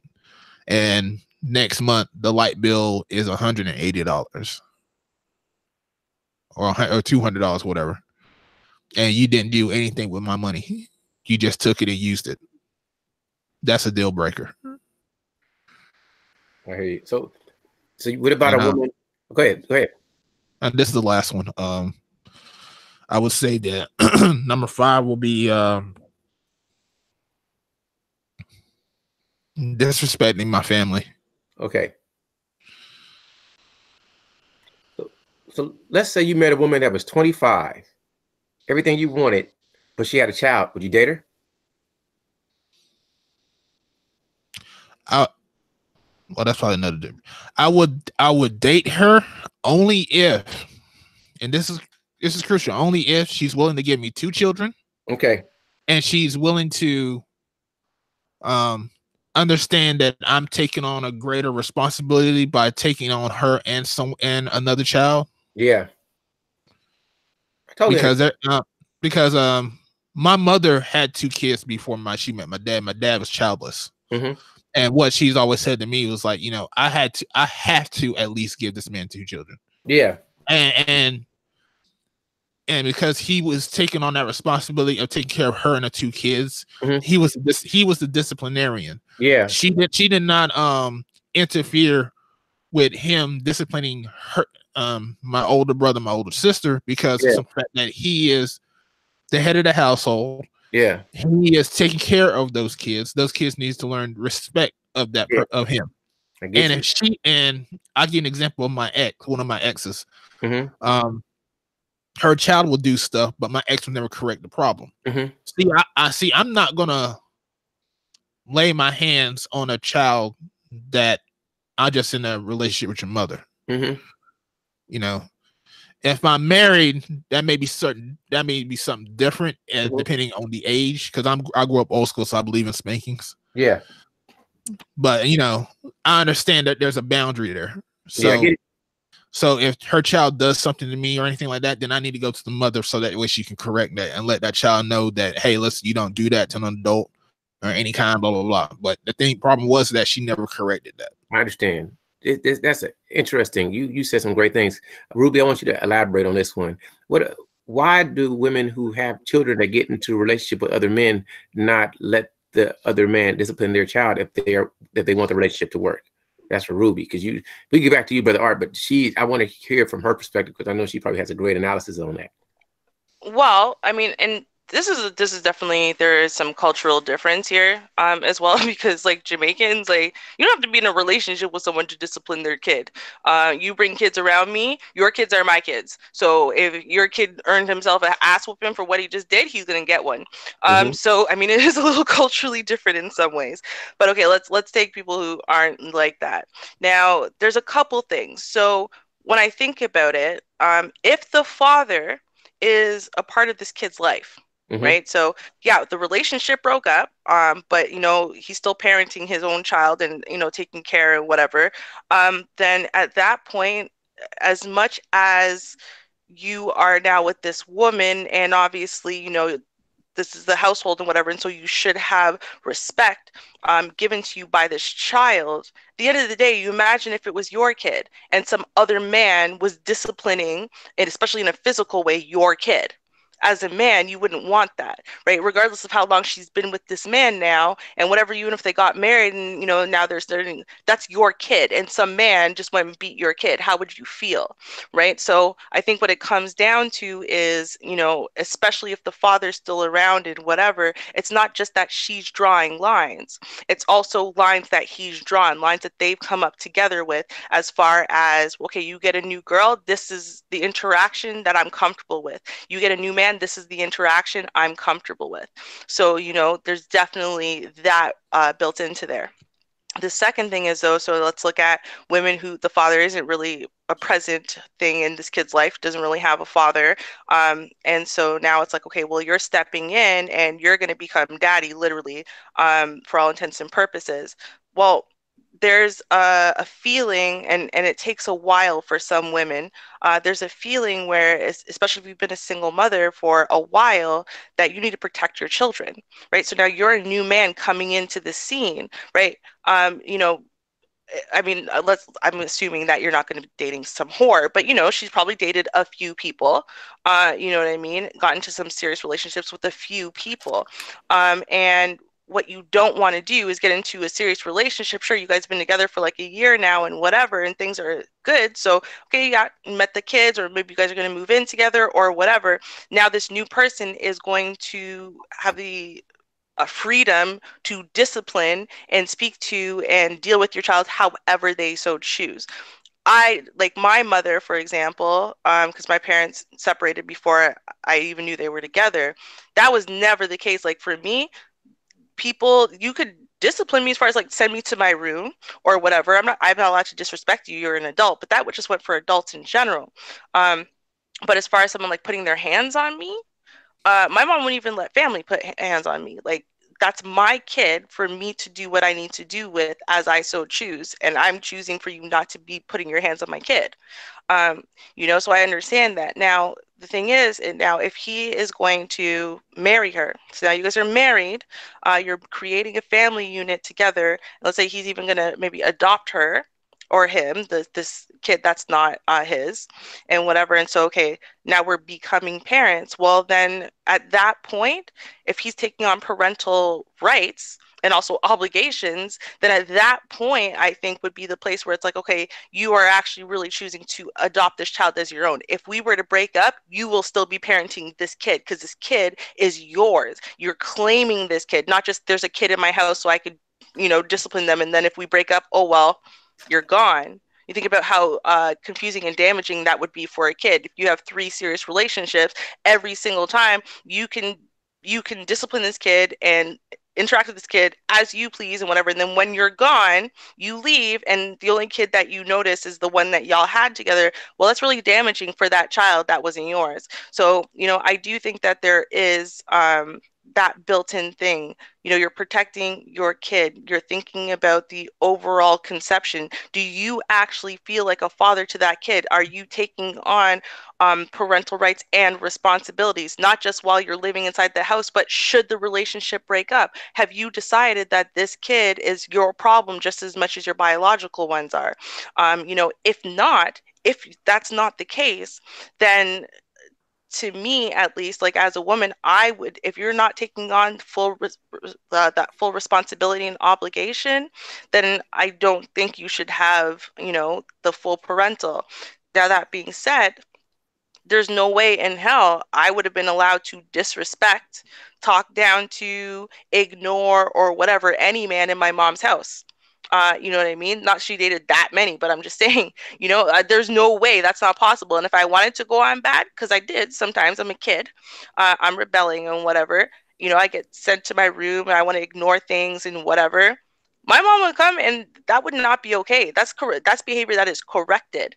And I get pulled out of my room. It wasn't done privately. It was done in front of him. Like, no, you do not disrespect this man. You do not know. This is my fiance, and you're not going to do that. You will listen to him. You will whatever. The severity of the punishment, how far he was allowed to go, and whatever was always dictated by my mother. You know what I mean? The most severe was for her to deal out because I still had a father in my life and whatever, and that's the agreement that they had. But at the same time, if she's being lax and she's allowing her children to disrespect you and she hasn't set it in stone that there's no way they are going to give you the ultimate respect as the man in the head of this household, I think, again, it all comes down to how much has her internal woman submitted to your internal man? How much is she on your train and part of your game plan? How much is she really on this team of life? And you know what? She's there as a support to help you grow your life and your goals. Because if she really was, there's no way she would be sitting there telling you that her 7-year-old or whatever is allowed to just talk to you anyway or go on anyway and whatever, and it's okay. So. That's just, wow. So much to learn. So much to learn. I want to ask you, Brother Art, feel free to jump back in, but Ruby, I want to ask you a question because you said something earlier and I was really just thinking about it. Is there any way for a man to ever separate from a woman and it be peaceful? Oh, of course. You asking me or Classic? Ruby? Well, I'll ask Ruby that, but if you want to answer it, you can too, because I'm just curious, because you always say women want the man to hurt whenever the relationships end. And I'm like, well, can they ever end a relationship without it being like that? Yeah, because at the end of the day, what we're talking about is the way the individual human being is reacting to pain and to disappointment and to, whatever disrespect or whatever she feels, right? So not every woman is going to do that. Not every woman has that intention. And that has a lot to do with her own training. How has she been trained to deal with her emotions? Has she grown up past the childlike stage where you lash out and throw tantrums every time you're upset or disappointed? Yeah. Is she one of those people again? And you'll be able to tell throughout life because you'll see the way she deals with other people and other really disappointing, really hurtful things. Yeah. At the end of the day, you might, and I mean, it happens all the time where it's like, listen, I care about you. I love you, but I'm not in love with you anymore. I care about you. I love you. You cheated on me. That was a promise you made. Okay, we're going to call it quits. I can't be with you anymore. Or he might say the same thing, and that's really painful and hurtful. And with or without kids, what it comes down to is now, how healed, how fully complete is she as a woman? Because if she's complete as a woman, if she's dealt with her bullshit already, and she's no longer a little bit broken, a little bit whatever, then what she's going to be feeling is, of course, all those feelings, the sadness, disappointment, maybe even hurt and betrayal. But what she ultimately will want is for this to end just peacefully. Like, let's just be done. Let's be done. Let's get this on. Get it out of my life. I deserve better. That's where she'll get to the place where I deserve better than this. I deserve better than you. I want something better than you. And you know what? You deserve something better than me, because that's what it comes down to. Because better isn't an objective thing. It's a subjective thing. What's best for him and what's best for her. If they're divorcing, it obviously wasn't each other. Right. So, if you really cared about this person, if you really submitted to this person, if you were giving 100%, because I actually agree with Art when he said 50-50. Now, for me, I think that each person should be giving 100%. 100% of you giving your 100% might be, taking care of the household, doing the dishes, rubbing his feet when he gets home, or whatever it is, right? Your 100% is 100%, and he should be giving 100% too. No one should be trying to meet halfway. When you meet halfway, that means each person's only giving 50%. If you're not each giving 100% to the other, then you're lacking. That means there's giant holes in your relationship that need to be filled. So if that's what you were doing and you gave 100% for however many years, and things aren't working anymore, and you guys have decided to call it quits, how can you give 100% to someone, and tie your life to this person and care about someone for that long and then want to destroy them, right? It Yeah. seems counterintuitive. So if you're healed in your whole, then that's the last thing you want. You actually want the other person to be good. You actually want the other person to be okay. Even if you're hurt and you wish that he was okay with you and blah, blah, blah, and you might be saying, hey, can we do mediation instead? Hey, can we see a counselor instead? You might be trying those things. But then what you're going to do is get together with your girls and you're going to get drunk and you're going to talk about what a piece of shit he is. And that's about as far as that's going to go. Wow. Go ahead, brother Art, speak, man. We've been going a long time, so I want to hear whatever you got to say. Let it out. All right. The whole 50-50, what Rue was saying, this is how I always looked at it. And Patrice O'Neal said it best too. That's why I agree with a lot of what he says. There's no relationship that's 50-50. When you give your 100% and the other person gives their full extent, your relationship is supposed to be whole, which is the 100. The 50 and 50, where everything's equally yoked, that's not going to happen. So when my mother told me that it's 60-40, my 60% is that I'm the one that protects my family. I'm the one that makes sure that we live in the best house that I could possibly afford. I have to do all these things because I'm the man. I need to protect, provide, and for my woman, my child, my children, and all that. Her job is to make sure that the children are fed, the children have a moral base, because that's another important part for the woman that you choose, because you have to choose the type of woman that's going to have a moral base around her that you like, because that moral base is going to be transferred to your children. Because she's going to be the one that's going to have control of the children 80% of the time, especially in their younger years, because they're gonna be around her. So it's up to the man to choose his wife.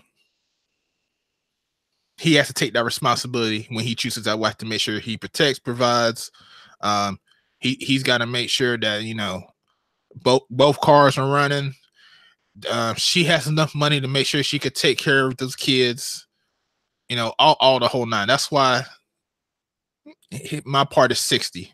It doesn't devalue her 40%, but all it does is let the woman know that, if I'm going to be the leader of the family, then I need a certain amount of respect, since I'm taking on the full brunt of all this. And that's where that 10% is that respect. If I this is the direction I say I want this family to go in, then we're going in that direction. If there's something that needs to be done, then I'm gonna have to do it. My father, I remember one instance where we got a new place and they were building the house, and my mother was going off on all the guys because I guess the cabinets didn't match, I guess, exactly how everything that she wanted. And my mother can be a little bit eccentric and go off on people like that. So my dad took her to the side and say, listen, either you shut up and let these people do their job, or I'm going to tell them all right, I'm going to end this. You're going to get our money back, and we're going to be living in a trailer like we used to. Now, do you want that? And so she shut up. Didn't say nothing else that day. Because she knew that he was serious. I'm just listening. Well, go ahead. If I could say something, because see, now here's the thing. And this is where I disagree with the concept of 60-40 or any division like that. Because at the end of the day, what it does is say that, I mean, it puts an objective value on things that I don't feel should have an objective value. But also what it does is it literally constrains people to a very specific box and says, well, those are your responsibilities and that's that. And see, to me now with marriage, first of all, when two people get married, they have, you know, outlined what it is that the responsibilities and roles are of each person, that, you know, what he needs from her, what he needs to provide for her, so on and so forth, right? So that's all set out for them, and that might look different from marriage to marriage. But see, now here's the thing: if the only thing you do are those things that were outlined, there's a lot of times in a marriage that, you know what, things are going to fall apart. And the reason why is because if it's just her problem to make sure cooking, cleaning, this and that, whatever gets done, and then she gets sick, and then her pregnancy puts her on bed rest, and then whatever, what ends up happening is, well, you already have your constrained role and that's it. So in the meantime, well, then it's her problem to try to figure out how to do that while she's sick and blah, blah, blah, because you have your role and that's it. And see, this is where I said, to me, it's all about everyone giving 100%. If I give 100% and he gives 100%, then no matter what happens, we are all taken care of. And that 100% might mean he might get laid off suddenly out of the blue after 6 years of being with this company and whatever. And now we're screwed. And guess what? He can't find a job in the right area. And rather than him go and get some ridiculous job, you know, lifting boxes for minimum wage, which is going to totally screw his ability to actually look for a job in the right arena, I'm going to go back to work. And I'm going to get that job doing some ridiculous customer service job to fill the gap and to make ends meet. So that way it leaves him free to keep, you know, pushing that paper and, you know, hitting the pavement and whatever, to do whatever he can to get back into the industry that he wanted to be in, even if it takes another 2 years, right? And so that means our roles are going to suddenly shift a little bit. And now his role is for him to figure out how to cook, clean, and take care of these kids. Now, does that mean that suddenly now he's only 40%? No, he's still 100%, right? Because each half of this whole is 100%. It's 100% of a half. You know what I mean? And so the way that I see it is that, right? I'm giving. I've submitted to his game plan. I've submitted to his goals. I know exactly what our end goal is. We are on that train together. Now, whatever we need to do each day, each week, each month, each year to achieve that goal, and to continue achieving the mini goals along the way, is what we need to do together, regardless. And so, you know, the way I see it, it's like if money comes in, it's not my money and, well, his money takes care of the house. No, we have money. It's our money. We need to manage our money. You know, you're going to give me an allowance like a child. No, because we are managing our money. You know what I mean? In fact, the role that I always had in my marriage is balancing the books, for lack of better words, making sure everyone gets paid, making sure money's going into savings, making sure there's money there for when he wants to go out on the weekend, making sure whatever, right? That's part of the role that I had. So the money came in and I made sure it was taken care of. I made sure it was balanced properly. Why? Because that's something that I'm really good at, something he wasn't good at. So it's something he gave to me and said, hey, listen, well, and you know what? That's the thing. To get to that end goal, that was a necessary step. Right. And I'm going to give my 100% and making sure that I'm managing that money in such a way that he still gets to do the things that he likes to do, which is going out and whatever. But that was what he used to focus on. And he wasn't really good at focusing on other things. Money would disappear. Okay, well, then it's my responsibility because I can step in. I can make sure there's money available for you to still, you know, live life, have a good time, blah, blah, blah, blah, blah. And I can make sure our bills are paid and I can make sure there's money in savings and I can make sure whatever, right? So that's the role that I played. You know, that's that money management that I sat there and I did from my bed because, you know, I'm on bed rest a lot because of my illness. My money management is worth quite a lot. You know, I say it's worth way more than him actually going and working and bringing in the money. Why? Because you could easy come, easy go, right? Making sure that money exists and there's a whole bunch of money in savings you didn't even know when you're ready to go on vacation or want to invest in this and that and whatever, that's worth so much, right? But at the same time, I couldn't get up and go to work because of my illness, right? So it's like, to me, I'm not going to overvalue my contribution and I'm not going to undervalue his contribution. I'm going to say, listen, these are the this is all what we need to achieve that goal, right? this is all the support and whatever that we need to achieve that goal. And if I start doing something, because we've decided this is my role, and honestly, I suck at it. And honestly, when he does it, we're just getting through things better, then it shifts. It gets there. It doesn't matter. The point is we're each giving 100% and we are each invested 100%. And I am 100% there to support his traveling towards that goal, to try to get to, to the end goal of this, whatever that may be. Because right now I've submitted to his game plan. I've submitted to his life. I've submitted to this man, and I am responsible for upholding my end of the bargain, just like he's responsible for upholding his end. And that end could be anything in the world. And again, it doesn't matter what it is. It doesn't matter how big or small. It doesn't matter how much work or how little work either of us is doing. It's about us each giving 100% in that moment. Okay. When I say the 60-40, and I said the 10% of that, of the extra 50 is the respect and the leadership of that man. My dad can cook. My dad used to cook. They always take turns, and then the kids used to cook Saturday night. That was hot dog night. It was something simple that the kids could do. My dad was actually the better cook than my mother, even though they both grew up old school. So I'm not saying that just because it's 60-40, the woman needs to stay in the kitchen every single day and be barefoot and pregnant. That's not what I'm saying, because my father always said and now these days it takes two people to work to make it just to survive and have kids. My mother always said that. And from the little bit, because they never really talked about their finances with me or the children, but from the little bit I know, like, let's say the phone bill.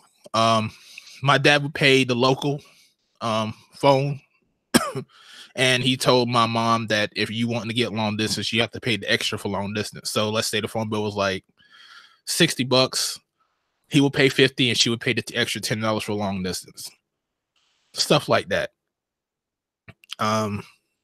But my mother worked all the way. Mother worked. My father worked, and like one night she will cook, next night he will cook.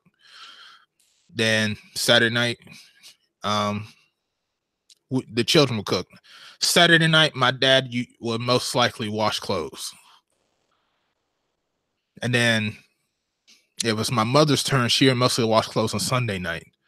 So they have a role to play, but he leads the family.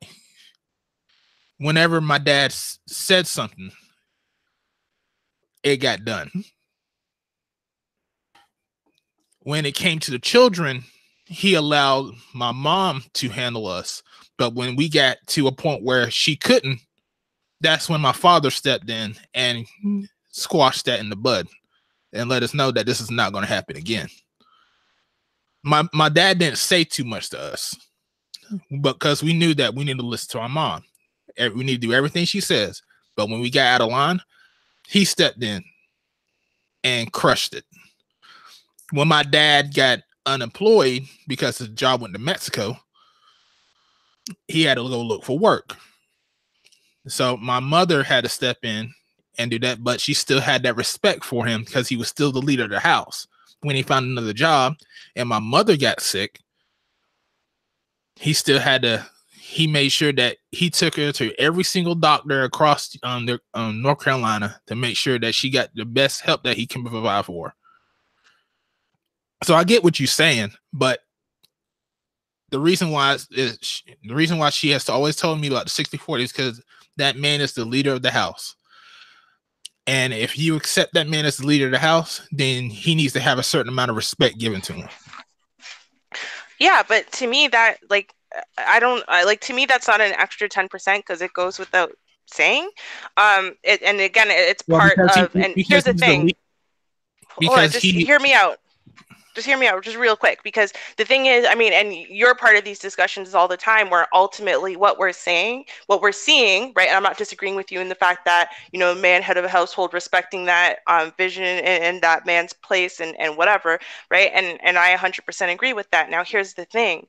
The value of the woman respecting that, the value of the woman actually doing that, it can't be go without measure, not in our community, because the fact of the matter is it's rare. Right? This is a massive issue right now in the Black community, whereby women are sitting there literally saying, I'm not submitting to no man, right? I don't need no man and whatever, right? So and again, this is why I said earlier, I think you might not have been on the panel, but I said, submission is a choice, and it's a daily choice. And a woman who will sit there and not only is she submitting, but every single day and every single way, whenever she is rearing her child, whenever she is making decisions, it is incredibly clear, and she makes it ever present that not only is daddy or her husband there, but that he is the leader and that his say-so is law. And no matter what, whether he's there or not, she makes that apparent in her child rearing. She makes that apparent in her every day. It's not just something that, well, when daddy gets home, now we respect daddy. No, because you're respecting daddy all day, every day. You know that. Whatever daddy's rules are, they're being upheld, whether he's there or not. Whatever daddy's wants, needs, and desires are, they're being worked on every day, not just when he's there. Right. And so there's a lot of value to give the respect, and to be giving that respect, and to be showing not just that respect, but that submission, and that like, if you have a leader, you need someone to follow. So doing that is incredibly valuable, just like a man who actually knows how to be the head of a household and knows how to be a leader and does so actually gives that leadership and that stability, and that vision and that goal and that drive, and it is that security and that protection for that household. I mean, at the end of the day, you can't undervalue that either, right? So but without a man who's going to be a leader, and without a woman who is going to submit to him, you can't have that overall goal. See what I'm saying? But Ruby, your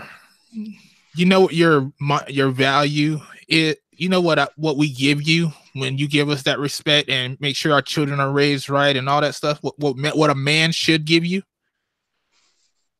it should be that Lexus Lexus you drive. It should be that house that you have. It should be the money in that bank account, so that way that you can do whatever you need to do. It should be, exactly. It should be, and that is your reward for giving us that 60.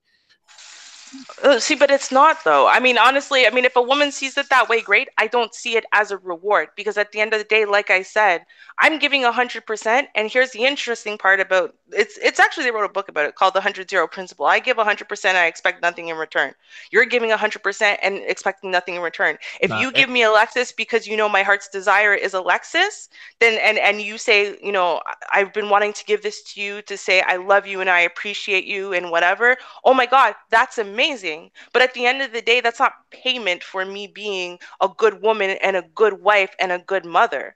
That's not, there shouldn't be no payment for that one way or the other, right? No, I'm not going to give a Lexus or a house or anything to a woman that's not going to take care of my kids. I'm not going to give that because I'm getting something out of it. I'm getting good kids. Yes, exactly. But I'm getting something out. I'm not going to give like somebody something like that for nothing. So I'm getting something out of it. I'm not doing it out of the goodness of my heart. I'm expecting something out of because I'm taking care of you. But you are, though. No, I'm not, because if I'm taking care of you, because if I'm breaking my back, putting all this money in this house, if I'm making sure that you have a car, you got money in your account, you got everything you need. I want my kids raised right. I want this done, that done, and I need this certain level of respect. But here's the problem with what you're saying. I'm not doing it just to be doing it. There's a reason why. But the thing is, though. But here's the thing, and here's the thing you're missing, right? You're saying two separate things, right? So the first thing you're saying is that if you're not going to, so if you don't show me that you're taking care of my kids and you're running my household right and you're doing this right and you're doing that right, then I'm not buying. You're saying, well, I'm buying you the Lexus. You're Borgen. My kids. Sorry, pardon. You're Borgen. Oh, sorry. Okay, is this okay now? Yeah, you're back level. Okay, yeah? Go ahead. Okay, yeah. So, on the other side, you're saying, well, you know what? At the end of the day, I'm going to buy you a Lexus so you'll take care of my kids right. But here's the thing, right? And this is the point, is that when you do things for someone, so I'm going to invest in you a little bit. She's going to invest in you a little bit, you know, and then, hey, you're going to say, listen, I'm all in. She's going to say, I'm all in. All right, great. Now you have a vision. You share that vision with her. She says, yeah, I'm down. Let's do it. I'm going to support you in this. I've submitted to you. We're getting married. Let's go. Let's run with it. Right now we're about building and growing our family, our life, our legacy. Okay, great. Right now, every single day that you choose to lead, every single day that you choose to be the head of your household is a choice, because you could choose to just walk away from it all. You could choose to just not give a shit. You could, but you're choosing to do something different. And every single day that she chooses to be a good wife and a good mother, every single day she chooses to submit to your plan, every single day that she chooses to make you an ever-present force inside your house, even when you're not there, every present force in every decision she makes, even when you're not there, that's a choice. So you guys are choosing each other. Every single move that you make, if you're making sure that the first thing, the most important thing is your household, because you're the leader of it, you're the head of it. You're going to make sure they're always protected. You're going to make sure they're always secure. You're going to make sure that your kids have futures. You're going to make sure that your wife is taken care of. You're going to make sure of these things, and you're going to do it constantly.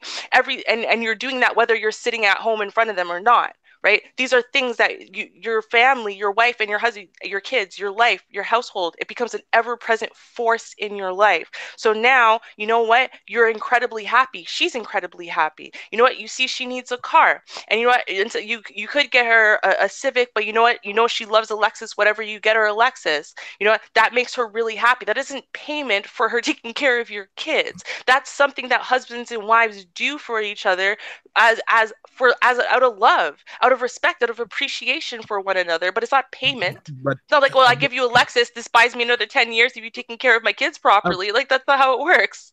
Okay, so I choose to go to work, but at the end of the week, I expect to get paid. Mm-hmm. If I'm sitting here busting my ass for my woman, making sure that she has everything she needs, then she needs to make sure I'm getting something out of it, because my kids are being raised right and being raised the way I want them to be raised. If my woman makes sure that I'm taken care of, then I'm going to reward her by making sure she's taken care of. I may give her like $100 or $120. Hey, go get your hair done or get your nails done, and have your day to yourself. I'll take care of the household for right now. You just take an hour to yourself, because she's been doing a great job. I'm going to reward her by making sure she has a day to herself. If I know she needs a car, I could get her a Civic, but I know by talking to her, because I talk to her every single day, that she may want this car. I may bust my ass a little bit harder to get her the car that she wants. That way she's happy, because she is being my wife. She gets a reward out of that. Just like I'm getting a reward of a woman taking care of my kids. I'm not going to sit here and give any old woman that I meet off the street a car or something.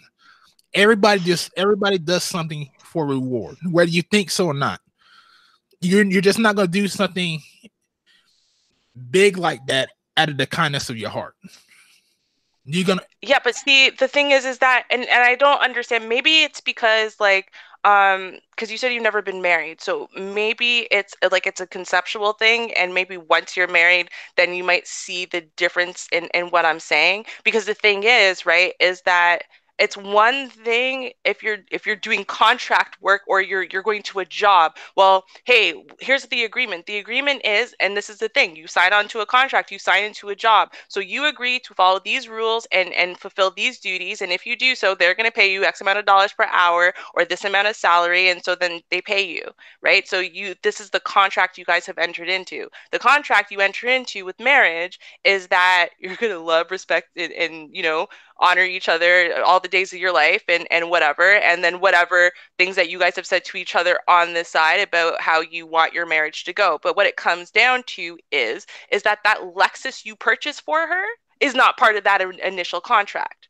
right? The $200 spa day is not part of the initial contract. And whatever special treat she does for you is not part of the initial contract. Those are things that happy people do when they love each other and they're happy. I want to make you happy because you make me happy. I want to treat you because, you know what, life with you is a treat. I see everything is good for us, and I want to celebrate that, and I want to celebrate you.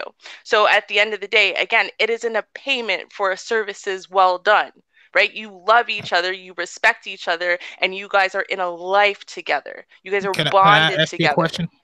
Can I ask you a question? Yes. Isn't making you happy part of the agreement too? Actually, no. And I mean, if you go to listen to a typical Christian ceremony, no. I guess that's where we differ, because I think that if I'm entering into a relationship with somebody, it is my job to make that person happy, just like it's her job to make me happy. Okay, but I mean, and that's great. I'm just saying, like, if you were talking about literally like a typical ceremony, like if you're talking about a typical ceremony, then no, to make each other happy, to make each other, that's not in the typical Christian ceremony. But now with that being said, and that's the point, is that if you love someone, then if you really love someone, then you want to show them that respect, you want to show them that love, and you want to make them happy, and vice versa. That's called a healthy relationship. Now, again, and that's the point.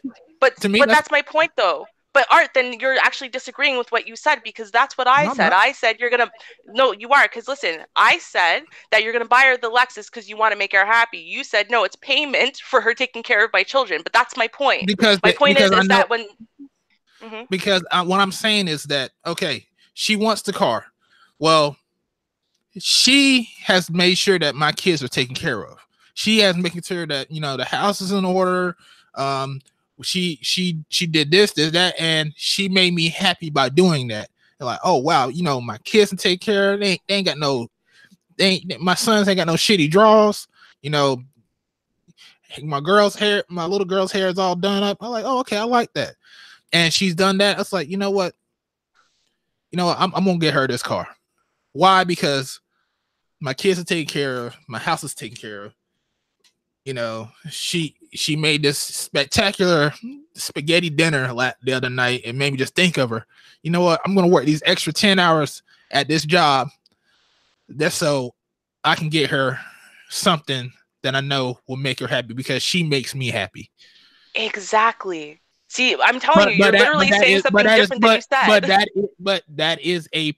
But I do not give her that payment of my happiness.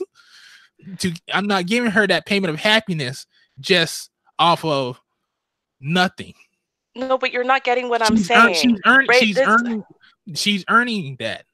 You're agreeing, but see, the thing is, though, is that you are actually agreeing with what I said. But you don't like the fact that you're agreeing with what I said. But there's nothing wrong with what I said, because here's the thing, right? Is that if everyone is actually doing their job and fulfilling their role and are 100% genuinely integrated and all into this marriage, and they are giving their 100%, then there is nothing wrong with buying them a Lexus or her taking her. Huh? But that's the point. I don't think you understand it. I can get her a Civic if she needs a car. Yes, you can. You can. But you don't need a Lexus to drive. You can get a Civic to drive. But she's getting the Civic as a payment for me doing that, for her doing what she needs to do. And even though I can get her a Civic and she just be happy with it, I'm gonna get her a Lexus, so that way it's extra. That Civic is extra. It's those little extras.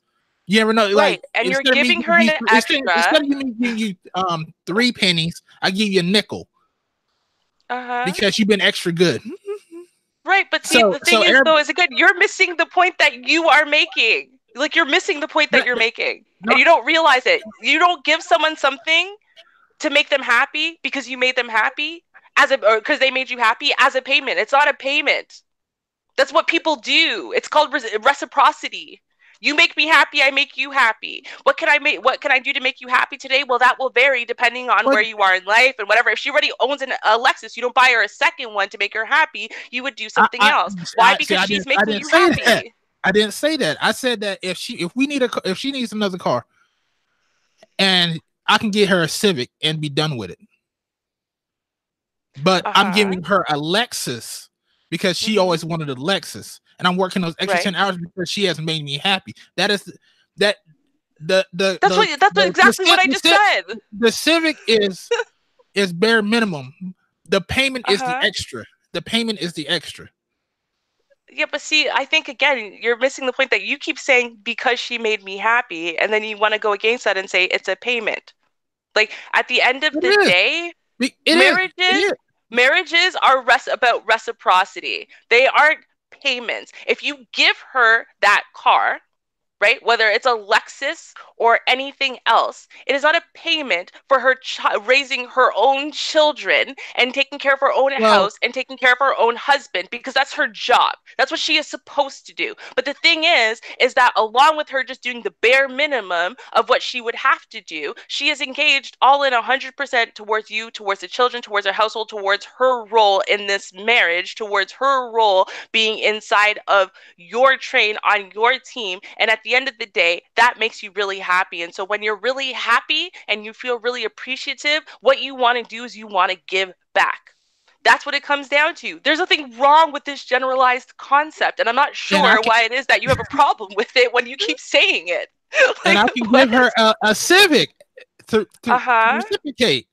But if I know she wants a Lexus, then I will give her the payment of a Lexus.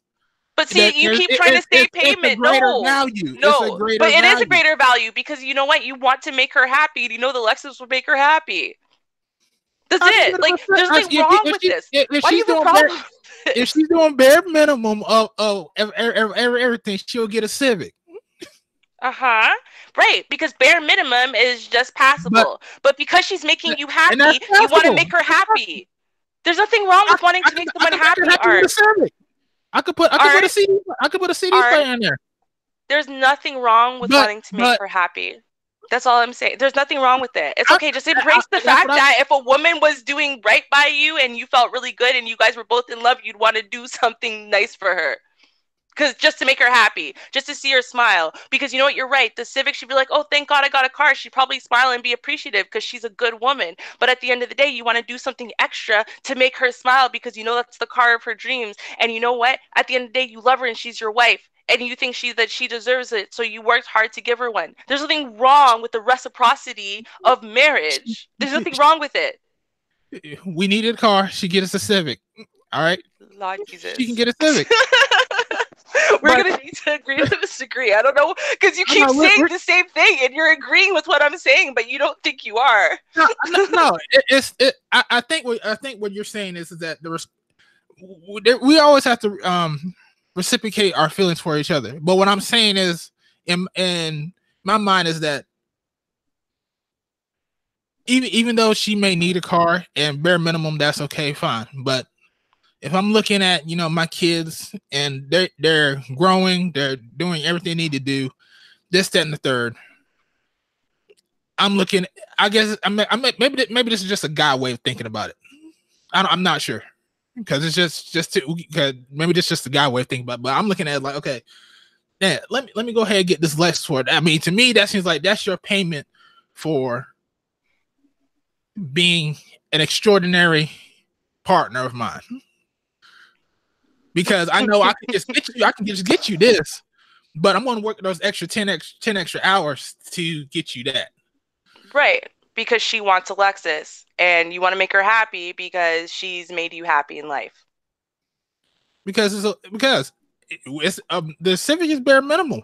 But why do you keep repeating? Like, I don't know why you're literally, Art, every time I say something, instead of responding to what I'm saying, you just go back to the Civic is bare minimum, but I'm giving her a Lexus because it's extra 10 hours, blah, blah, blah. But I'm responding to you and you're not responding back to me. What I'm saying is at the end of the day, you want to give her the Lexus because she's made you happy and you want to make her happy. She wants the Lexus. It's something she's idolized, but instead of sitting there and focusing on the car, she's focused on being a good mother and a good wife. She's taking care of your kids, your household, your needs and wants and whatever, and you are really happy, you're really in love.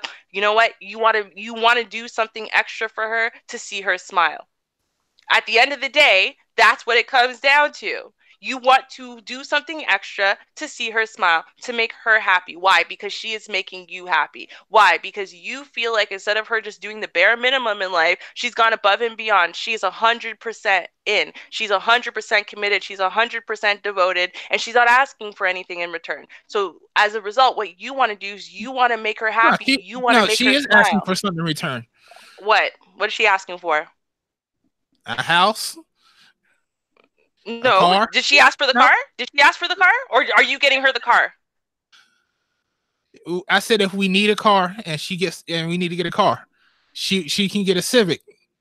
So she didn't ask for the car. So that's my point. My point is that she's not sitting there harping on the Lexus every day. You're getting her the Lexus because she likes them. You know she wanted one. No, she's. I'm just saying, like, if we need another car, we could get a Civic and be done with it. But because I'm getting what I want out of this situation, which is good kids, a healthy house, good spaghetti dinners or whatever, blah blah blah. I'm gonna give her not the Civic, but the Lexus, because that's like the extra. The extra is the payment. I can get you a car, but I won't want you to ride in style. Okay. I think what we need to do is just table this conversation, because we're not actually saying different things, and we've been literally doing this for 15 minutes, but we're like literally saying the same thing and just disagreeing on the terminology of the word payment. So let's just move on. That is ridiculous. Like, we're gonna go in circles until tomorrow over this one thing. This is hilarious. I was laughing my ass off. I was dying over here. You don't know. I was dying. Like, neither one of us was even angry. We're just repeating ourselves for no reason. Like, why are we doing this? I don't understand. Like, I want to say something, but I'm gonna say this, Art. You can correct me, but a lot of men, to me, in my opinion, they don't want to come off like they're a sucker for love. So a lot of men look at it like a business. That's what it is. He's like, well, I'm rewarding you. It's not, but you have Ruby trying to say, no, you love her. He's like, well, no. Oh, forget all that love shit. Yeah, I know. Right? Like, no, I do love her, but I'm still going to reward her at the same time. Yeah, but you know what I'm saying. My love. No argument for me, bro. But I'm telling you, you come off looking like the macho dude. You know what I mean? You don't look like no simp at all for what you're saying. But if a dude's like, yeah, man, I love my wife, I'm buy whatever she wants because she's great. And I'm like, damn, that's simp. So a man gotta always think about how he say it. It's the presentation. I get you, but that's what I was saying. Maybe it's just a guy thing or something. It is. Trust me, I knew what you were saying. I was laughing. I was dying. Ruby, so like, we're not saying different things. Like, it was the most ridiculous conversation. It's how a guy thinks versus how a woman thinks, I guess. I got no. It's phrasing. Like, no. She makes me happy, so therefore I'm gonna pay her. Wait, what? Like, no. This is not like okay. Forget it. I'm done. Like, why are we doing this? I just don't understand. It's so Ruby, stupid. A dude will do something for a woman, and he was like, well, I was thinking about you. And he's thinking, I want to do something nice for you. And she's going to say, oh, that's so sweet. Oh, that's so sweet. You know, it's the thought process where you see something that's sweet and we're not thinking it's sweet. We think we're doing something because it's nice. You get what I mean by that? Mm-hmm. It means the same thing, but just the way we express it. So I get where you're going with it. Just, See, and I guess for me, I'm like, it wasn't even about sweet or not sweet. It just had to do with, like, listen, if you are in a good reciprocal relationship where everyone is giving 100%, everyone is giving their 100% to everything, then you know what, the wheels turn better, everyone's functioning, everyone is happy, and everyone wants to give. She was going to want to give extra too, just as much as he will. We're gonna table this because Art gonna go right back in, so I want you to try. I know. We said we done. So we're done. Yeah, no, we're done. We won't. I promise, I won't. I promise. No point. This has been so good. If y'all want to keep going, I keep going. But if not, I end it. We can get back together another day because I've been having too much fun. I know I got to do some stuff. I don't want to be stuck here all day. But if y'all want to keep going and got something you want to say, I'm with it. Oh, well, I mean, it's up to you. You want to go? You need to go. I understand. Yeah. I need to get some stuff done because I've been having too much fun. And the next thing you know, it'll be 8 hours. And I'm like, shoot. So listen, you give me some topics I'm going to do, Ruby. You are pretty awesome. I don't forget, but you gave me two. I'm going to tell you what I'm going to do. And I may not do it today, or I may do it tomorrow. Oh, it's Saturday. Hopefully I get my friend on. You said it. Do people know how to be married? And that's the question I want to ask. Do people know how to be married? And that you said it, that people don't know. So I want to get what other people think about it. Like, that was such a great way to say it. You know, do people know how to be married? You and Art both kind of chimed in on it.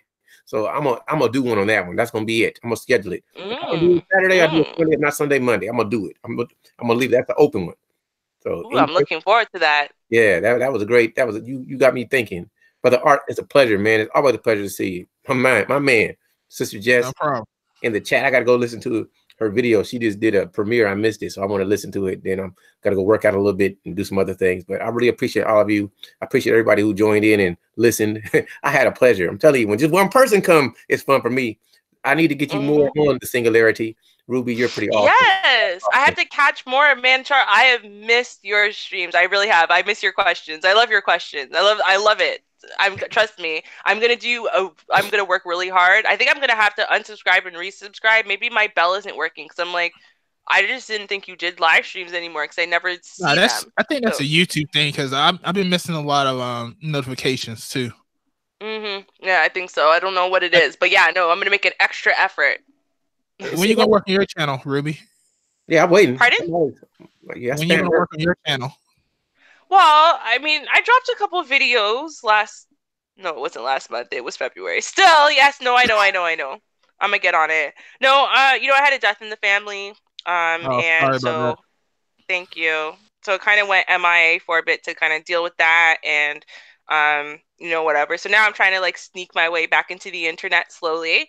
And once I've fully reintegrated with you all, I will drop more videos, I promise. I have one in the works. I haven't quite gotten to editing it yet. We'll see how it goes. You and Sister Jess and some other people, I can see the problem is you guys are kind of perfectionists and like to edit stuff and make it awesome instead of just dropping it. That's the problem. Yes. I'll be like waiting for a video, but you guys got to set it up right. And the timing got to be right. And the animation got to be right. And the special effects. And just speak. You guys are wise. Just speak. I'm enthralled. I'm engaged. I'm sucked in when you talk. Just talk. Just talk, Ruby. I don't care. You don't got to look pretty. Just throw down. I'll make an effort. Okay, I will. Actually, I've been trying to work on some voice only videos, so we'll see if I can maybe get that going. Where I will drop some voice only videos in between of the ones that I edit that are video, because I don't know. It's a lot of work to edit. It's not really that. It's more like a lot of work to record because then you gotta actually like put yourself together and blah blah blah, and then make sure the lighting, if you're not recording at the right time of day where the natural light's coming in the right way, then the camera can't see you properly. I have to make a joke. I just gotta make a joke. See, I just wish everybody was ugly. See, all you pretty people, they gotta be all perfect. Why don't you just be ugly? Just who cares? Just like it's not your ugliness. It's just like I don't know. Like I am a perfectionist though. Like I get really like, oh my god, is this good? Like, oh yeah, no, it's hard for me. So I'm like, voice only might be easier for me because then it's just like I don't have to worry about all the editing and oh wait, no, there should be a sound effects here. There should be this here. There should be no. I'll probably do that with voice only too. I'm not gonna lie. I will. I already know me. Yeah. Oh my god, the light hit my eye wrong. I gotta delete the video and re-upload it because the color wasn't right. I didn't set the filter level right. No, I should have No. It's not no, I don't do filters, thank you very much. It's more like I'll put a sound effect in and then I'll forget to turn down the sound effect so then it's louder than my voice and then I have to like fix that after rendering and then whatever and then a GIF should pop up here because it'll be more entertaining or whatever and I know I get it I don't care. I just go. I don't care what people think, period. They all hate me. I'm gonna still be happy. Life is great. This has been fun. I love you, Charles. I love you more. This has been so fun. I really appreciate you all. I'm happy you came. Ruby, I will email you. Brother Art, I don't know if I got your email. But my email is my name, charlesgilmore3@gmail.com. Hit me up. And then, next time I can email you in advance and see what you want to do. Yes, please do that because that's my email for sure comes straight to my phone. So I will be able to get it and respond in a timely fashion. I'll do that. Well, I appreciate you all. I'm gonna end this. I'm having too much fun, but I got to. That's my problem. I start having too much. That's why I don't do lies all the time because I get sucked in. I just want to listen. And I got things to do. All right, now this has been the best. We got you. All right. All right now. All right. Cheers, y'all. Cheers.